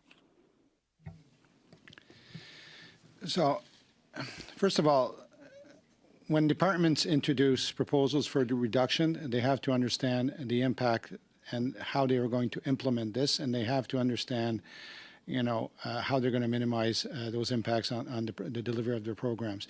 Your aspect of recruiting people, that's been a problem in different communities, and I think you've heard, Catherine Lilo, the previous CIO at this committee or ago, mention how difficult that was. We have the same problems in the financial management world, as an example, in procurement. It's not only the lack of funding, it's lack of availability sometimes of these people. For example, in Canada, we don't produce enough CPAs, to be fair. So I do have a problem in recruiting and retaining. But again, I come back to the fact that the departments have a budget that they have to live within, and they have to make decisions on how they will deliver their programs efficiently within the said budget. Thank you. That is the time. Now beginning our third and final round. Ms. Bloch, you have the floor for 5 minutes, please. Thank you very much, Mr. Chair. And my questions will be directed to our Comptroller General. I'm sure that you're aware that 2 public servants have recently been suspended without pay by different departments, allegedly for their role in the ARRIVE scam. Your department now employs one of the principal players in the ARRIVECAN saga, as has been mentioned by my colleague, Mr. Mindone. And he is the Chief Technology Officer, a position which we understand wasn't posted. So not really sure how he managed to get into that position if it wasn't posted. Has your department been contacted by the CBSA with any suggestion of wrongdoing by Mr. Doan, or any suggestion that he should be suspended without pay? Up to this point, the department has not been contacted with the suspicion of any wrongdoing on the part of Mr. Doan, or that notion that he should be suspended for something at this point. The investigation is still ongoing, but at this point, there was no incriminating findings against Mr. Doan. So in previous testimony, we heard that President O'Gorman contacted the deputy ministers of other departments with some allegations regarding employees within their department. Are you aware if the deputy minister has received any communication from President O'Gorman regarding the allegations of Mr. Doan and the ARRIVECAN app? And I'll let Mr. Rochon correct me here. So, to my knowledge, the Secretary, CBSA, did communicate with our department, and like I said, we were advised that up to that moment, it was not me personally, there was no incriminating evidence against any wrongdoing against Mr. Doan. As I said, the investigation is still ongoing, but that, to my knowledge, that was indeed communicated to someone. Maybe I'll just confirm. I started my position on February 12th, and as I came in, I did have a quick conversation with the outgoing secretary, who confirmed with me that he had not received any incriminating information regarding Mr. Doan. And I do not believe that the new secretary, Catherine Blewett, has had any conversations on the topic as of yet. Okay, thank you. What sort of reprisals would an executive level member of the Treasury Board receive if they were found to have deleted thousands of emails related to access to information requests and multiple ongoing investigations? And I know you've already answered a hypothetical question, which I think was based on facts around testimony given at the Government Operations and Estimates Committee. What type of reprisals would be in place for someone who has deleted close to 30,000 emails? I'm not an HR expert or a labor relations expert, but based on my experience of what I've seen, if there is malfeasance that happened and information that was genuinely discarded to hide something, for example, I mean, it could go to dismissal for sure. Thank you. Notwithstanding the complexity of procurement, as we've heard today, and the pandemic, which we know is not an excuse for the glaring mismanagement that was identified by the Auditor General, I would have to believe that your hopefulness about what will be found or what will be done, and your comment that individuals should not give you too much crap about what is being found, but give you crap if you don't fix it. What are you doing to fix it And have you determined a time by which it will be fixed? And how are you monitoring the situation? So I'd just like to clarify, if there's an audit and there's something major that is found, you should take rep for it, honestly.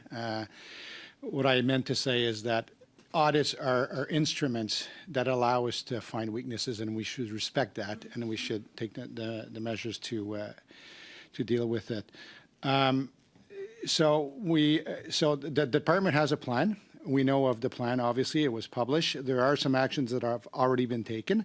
Now we need to monitor to make sure that these actions will actually work. There's also a plan being developed internally at TBS to make sure that we have a good handle as to, is there a larger problem here that we need to deal with? Is there something, like I said, always, although the rules have not been pointed in the audit as a problem, we owe it to ourselves to take a look at. Is there guidance that we need to implement, to do more of? Is there training that we need to do differently to make sure that our people that have these authorities, as I said, when you sign off on something, it comes with an accountability, sadly. So, but our job is to make sure that people have the tools and instruments to be able to discharge in those accountabilities. So we have to make sure to look at our own processes and tools to make sure that we're providing that to the people discharging on their accountability. Thank you very much. Turning now to Ms. Khalid, joining us virtually. You have the floor for 5 minutes, please. Thank you. Thank you very much, Chair. So just kind of going back to some of the testimony that we've heard today, it was said that a concern being raised about the procurement process, that small vendors or smaller vendors have a difficult time participating. So a team of 2 people, from all accounts that we've seen with GC Strategies, we're able to take $100 million from our government starting in 2011 under the Harper government, and have then moved on to change their name and then continue to take dollars from our government through the procurement process. Either they were the most brilliant company in Canada and the world, or something went wrong here. So I would really appreciate from the TBS if you can help us understand how that process works and how this was allowed to happen with without ministerial oversight. So thank you for the question. First, I think it's important to speak to the fact that small businesses, we encourage them to do business with the Government of Canada. What's important here is that is the company or the businesses doing business with government operating ethically? Are they operating in conformance with the rules? And are they getting contracts in a fair, open, and transparent way? And when we look at the history, the majority of contracts with this particular company were competitive. And so we need to look at the relationship that exists in the particular circumstances and what resulted in the award of various contracts, which the Auditor General and the Procurement Ombudsman have looked into. Broadly, though, I would say that it's important that the rules that we have in place exist to ensure that the companies that we do business with are good companies, and the majority of them are good companies that are providing valuable services to government and to Canadians. And that as part of that network of suppliers to the Government of Canada, we have small and medium businesses, minority businesses, businesses from disadvantaged and equity-seeking groups that are able to participate in the government procurement process, and managing that balance between a set of rules that does make it difficult, but also a set of a process that allows and encourages the participation of small and medium businesses, and making sure that if that balance is not right, that we make efforts to correct that. Thanks very much, Mr. Franco, and I really appreciate that you brought that up, and that whole procurement process. So I have some significant concerns about disinformation and how it's impacting our public service and how it's impacting the majority of how we do things within our country, and the fact that the majority of it is a fair, equitable process with a lot of accountability and a lot of transparency that we go through. So maybe you can reflect on how all of the disinformation being pumped out by the Conservatives on our public service is impacting our public service right now in the procurement process. Come on, lady. You're weak. Honestly, I'm not going to comment on that, to be fair. You know, what I could say is that, sadly, when there's a finding of this nature, this type of finding through an audit, it will shake the system, right? And that's normal. So, you know, people, like I said earlier, a lot of people do a fantastic job and they've built a great reputation. But when something like this is found, you need to shake the system up.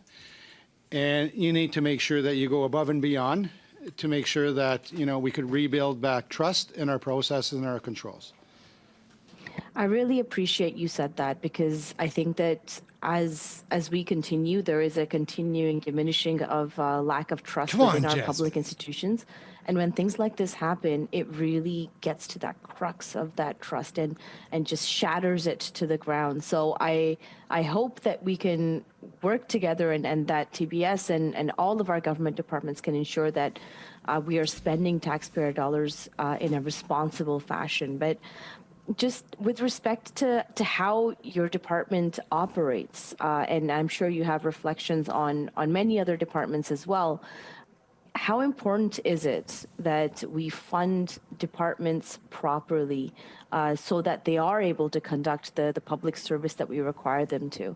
And I know that the Conservatives have always voted against increasing funding for our public service, but I would really like for you to help us understand why that's important.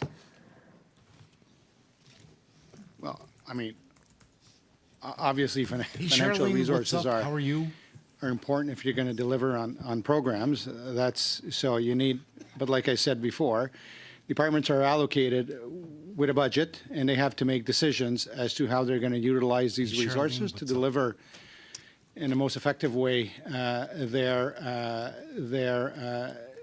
programs.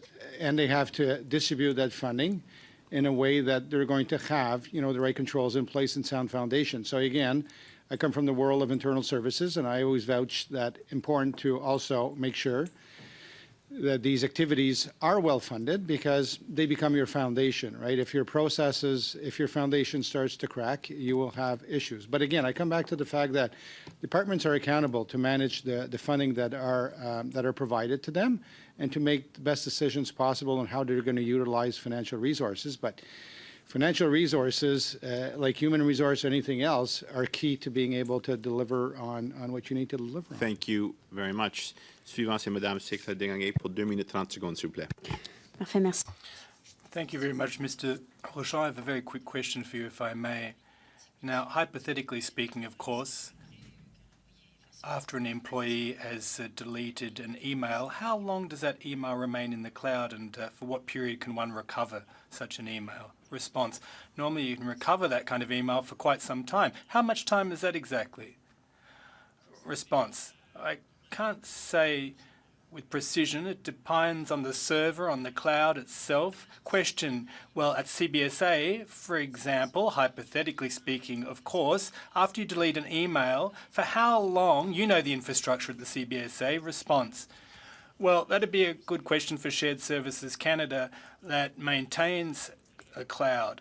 Shared Services can probably give you a more precise answer than I can. Now, I assume, under normal circumstances, that an email would be kept for 6 months. We did ask the question of Shared Services, and they still haven't answered that question. Curiously, they don't know, and yet it's their bailiwick.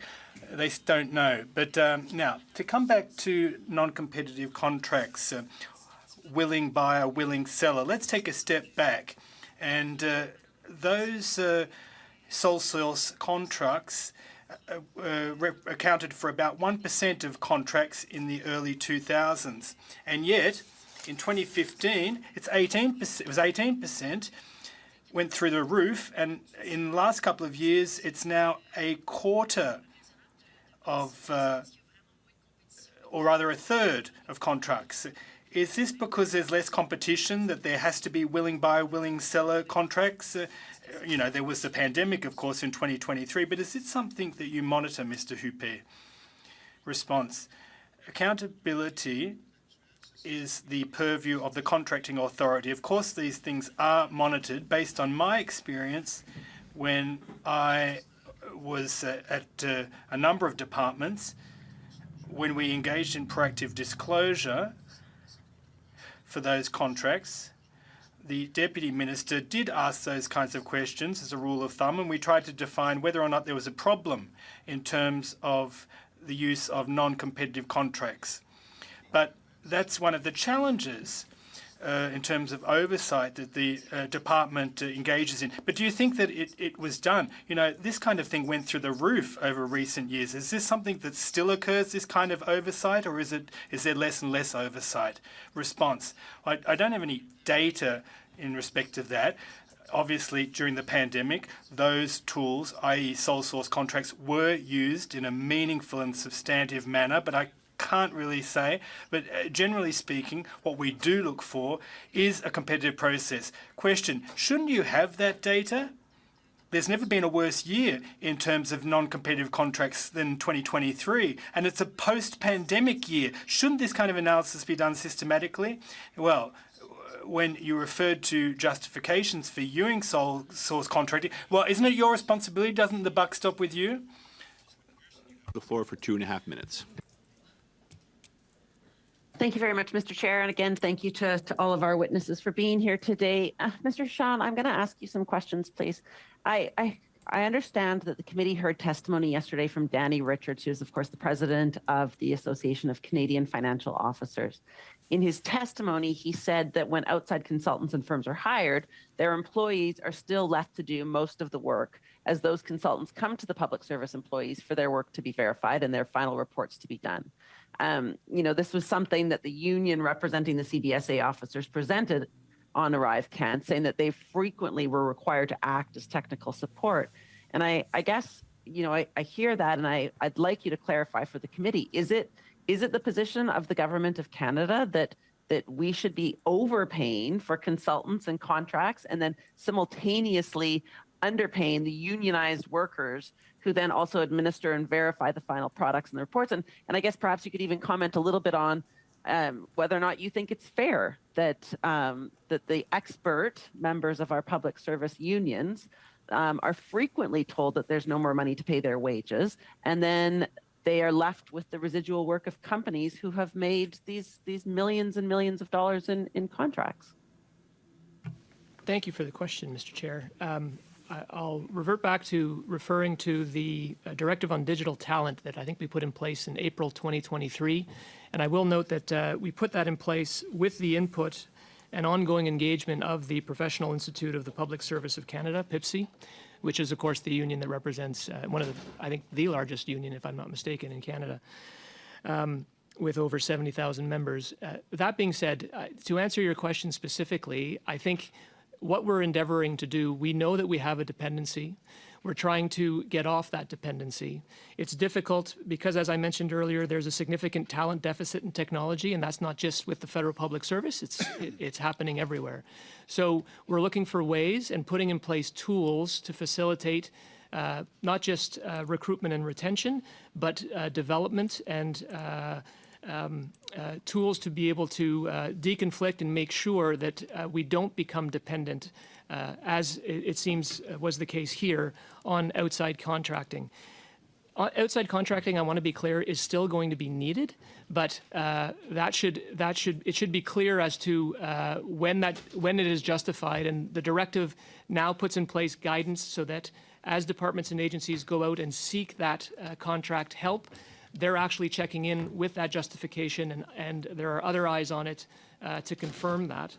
And just recently, and I know I'm out of time, and I hate to interrupt you, but I do want to just say that this clearly, the talent deficiency clearly would stem from the fact that there have been massive cuts to the public sector by both the Liberal and Conservative governments, and fixing it after the fact is actually far more expensive than not having broken this problem. Thank you, Ms. McPherson. Do you have a brief reply, Mr. Rochon? That was more of a statement, but very good then. Thank you very much. Turn now to Mr. Genuis. You have the floor for 5 minutes, please. Thank you, Chair. I am very struck by the comments of my Liberal colleague regarding lack of trust in public institutions, as if public institutions can be trust in public institutions can be disconnected from an evaluation of their conduct. I think public institutions have to earn trust. Now, the Arrive scandal is an earth-shattering scandal. Massive. Just 1 second, Point of Mr. order, January. Mr. Chair. Yes, Ms. Khalid, your point of order is? When conservative colleagues call it an Arrive scam instead of an Arrive cam app, Miss then Khalid, it's impacting the public trust. That is the crux of what I was trying to get Ms. at. Khalid, that is not a point of order. That is a term we're hearing both in this committee room, but also throughout Parliament Hill. Mr. Jennings, you have the floor. 4 minutes and 40 seconds, please. Thank you, Mr. Speaker. So, trigger warning, my comments will use the word Arrive scam. Arrive scam is impacting public trust because it's an earth-shattering scandal. Massive cost overruns, rigged processes, double-dipping, disappearing records, over 10,000 Canadians incorrectly sent into quarantine, deleted emails, senior public servants accusing each other of perjury, multiple points of conduct that are likely criminal. Yes, this is impacting public trust. The public will only trust institutions when and to the extent that those institutions actually earn their trust. So it's pretty rich for Liberals like Ms. Khalid to talk about the need for public trust in institutions when they have presided over a massive decline in the effectiveness and the trustworthiness of public institutions and done nothing about it. Mr. Genuis, just now, Ms. Khalid, you are. No, you're not the next speaker, but go ahead. You have a point of order. It's a point of order, not a rebuttal. I'd appreciate if Mr. Genuis did not try to malign me. I've already been dealing with a lot of hate mail and a lot of threats in my office based on what the Conservatives have done. I would appreciate if you didn't put another target on my back. Thank you, Ms. Khalid. Mr. Genuis, you have 3 minutes and 50 seconds. Over to you. Thank you, Chair. I would encourage Canadians who contact the offices of government members to be respectful, polite, and gracious, and also to criticize in a respectful and principled way the profound failures of this government. And I don't think there is anything wrong with criticizing the actions or conduct of members that merit that criticism in this Arrive scam scandal. He's putting it to her, guys. Quick question for Mr. Houpe. She just got clearly upset. went wrong with the Arrive scan. You said we And don't he's need continuing new rules. to Procurement antagonize is her. complex Like, enough. that's pretty fun. I think it's too complex, actually, and the problem we have is that this government builds highly complex systems that end up masking corruption or direct accountability. But it seems like you set up a false choice, which is either the system stays as it is, or we add additional rules that make it more complex. Isn't the alternative to fix the system so that it's simpler and has clear lines of accountability so that we can actually identify and hold accountable individuals who engage in corrupt action? So we're always looking to improve on the system. I think that would be a mistake not to do that. In this particular case, my comments were to the effect that, as the Auditor General mentioned, the rules were not followed here. So that's different than, so building, I've got 30 years experience, building a bunch of red tape Douglas, what's up? On top of processes because there's something bad that happened is, in my mind, not the solution here. The problem is that we need to make sure that the compliance of the rules gets respected. Right. So that's what the actions will be. I agree with you that making the system more complex isn't the solution. We need the system to be clear, to work, Doing pretty to hold good, people Angry Canadian. accountable for watching what they've done wrong. But that does mean pretty substantial changes, including changes in leadership. Now, I want to put a fine point on this. Your department, Treasury Board, actually sends the checks for ARRIVECAN, right? Send the checks? Signs the checks, pays the expenses. No. Okay. No, not at all. Okay. No, the department would approve the actual payment under Section 34, so there's someone that validates. Okay. And then the check printing actually happens by the Receiver General, I'm getting process aspects mixed up. So tomorrow, PSPC. But you're approving, so do you, to put a fine point on it, do you know how much was spent? I mean, are you able to answer the questions? Listen, the Auditor General went through the files. Right.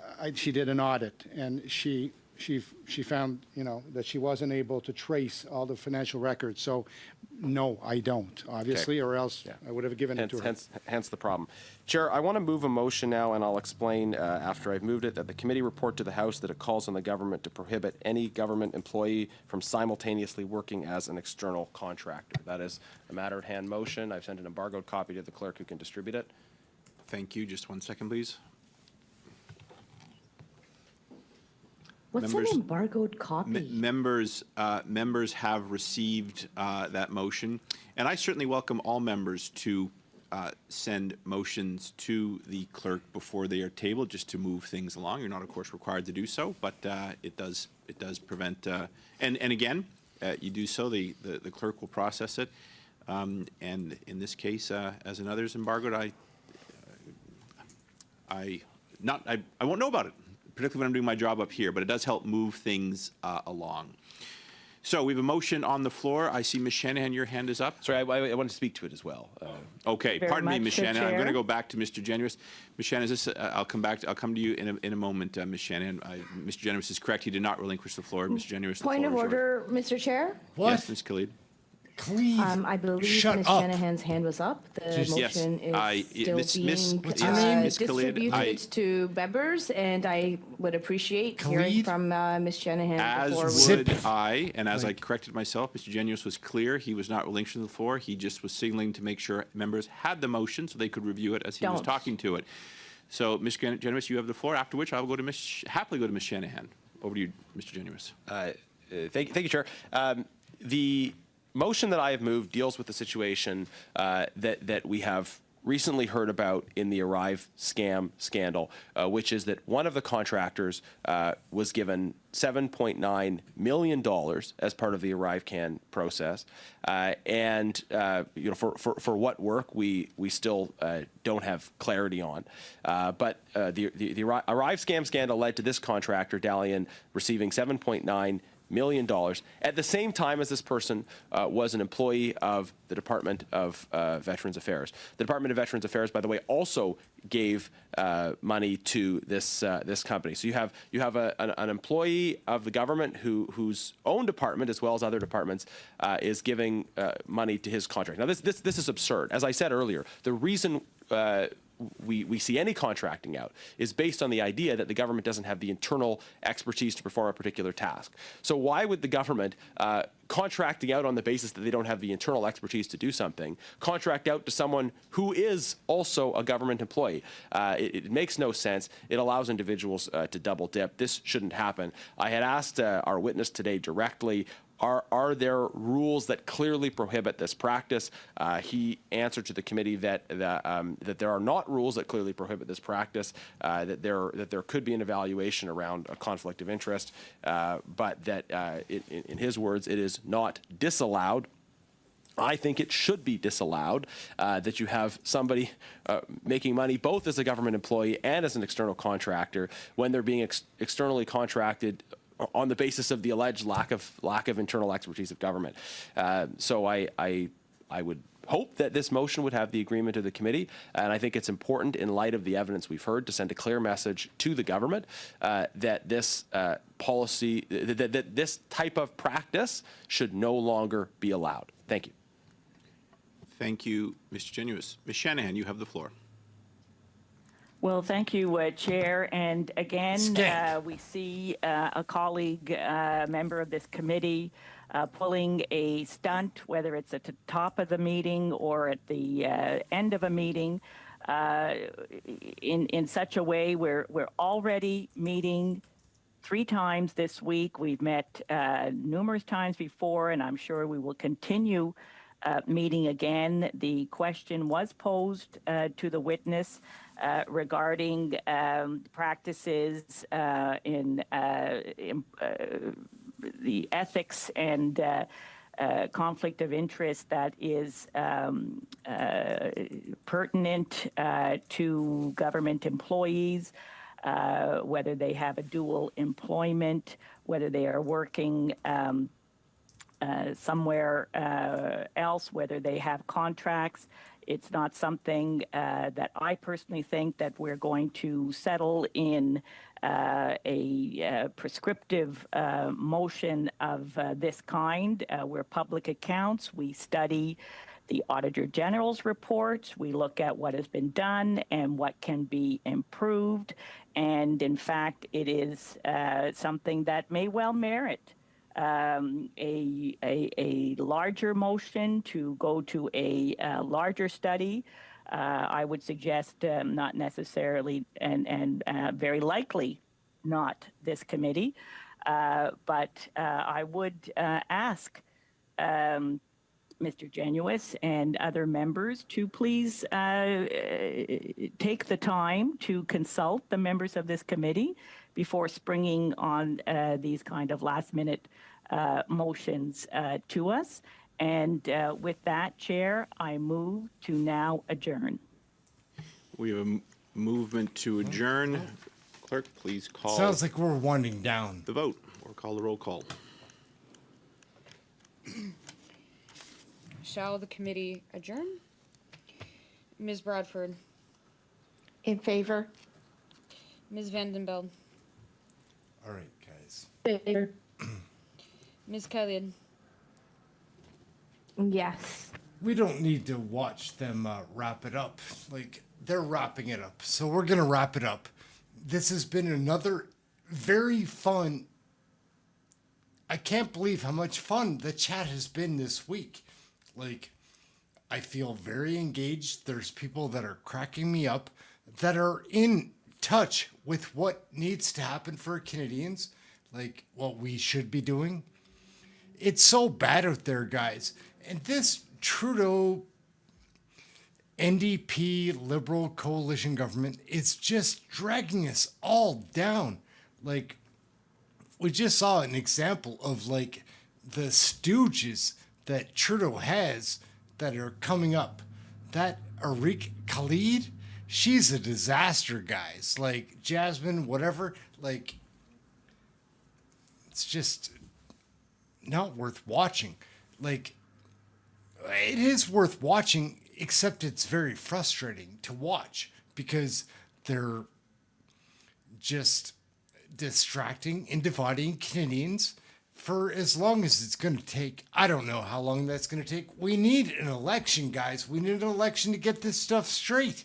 Like, we'll have a conservative majority, which definitely will not feel like this current government. Like, I don't think it'll be perfect. I don't think it can fix all the holes that Trudeau's government has dug for us, but they can start reducing the damage that that Liberal government has been doing.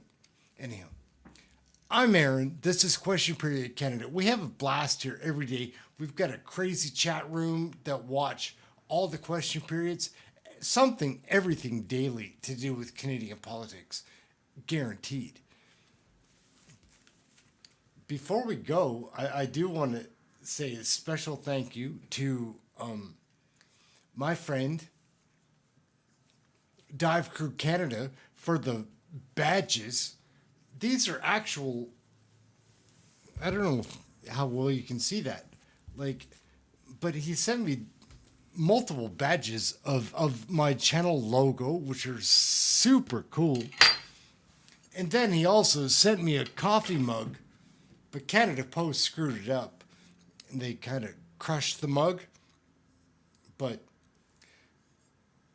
we might put it back together with some crazy glue or something. They smashed the hell out of it, though. Canada Post has no respect. I'm Ehren. This is Question Period Canada. We do have respect. Thank you to Dive Crew Canada and everybody that watches this show. We just try to have a fun time letting Canadians know, like, what is going on out there in Canadian politics, showing them what they should get to see. I don't know if they put this on CBC and CTV and Global. I don't watch that. But the real news is here. We're going to the source. We're getting it and giving it straight to you. Like, I'm not trying to fool you. I've got no advantage here that I can gain. I just want Canadians to see, like, how corrupt our current government is. I didn't know, and I was sitting right there like everybody else.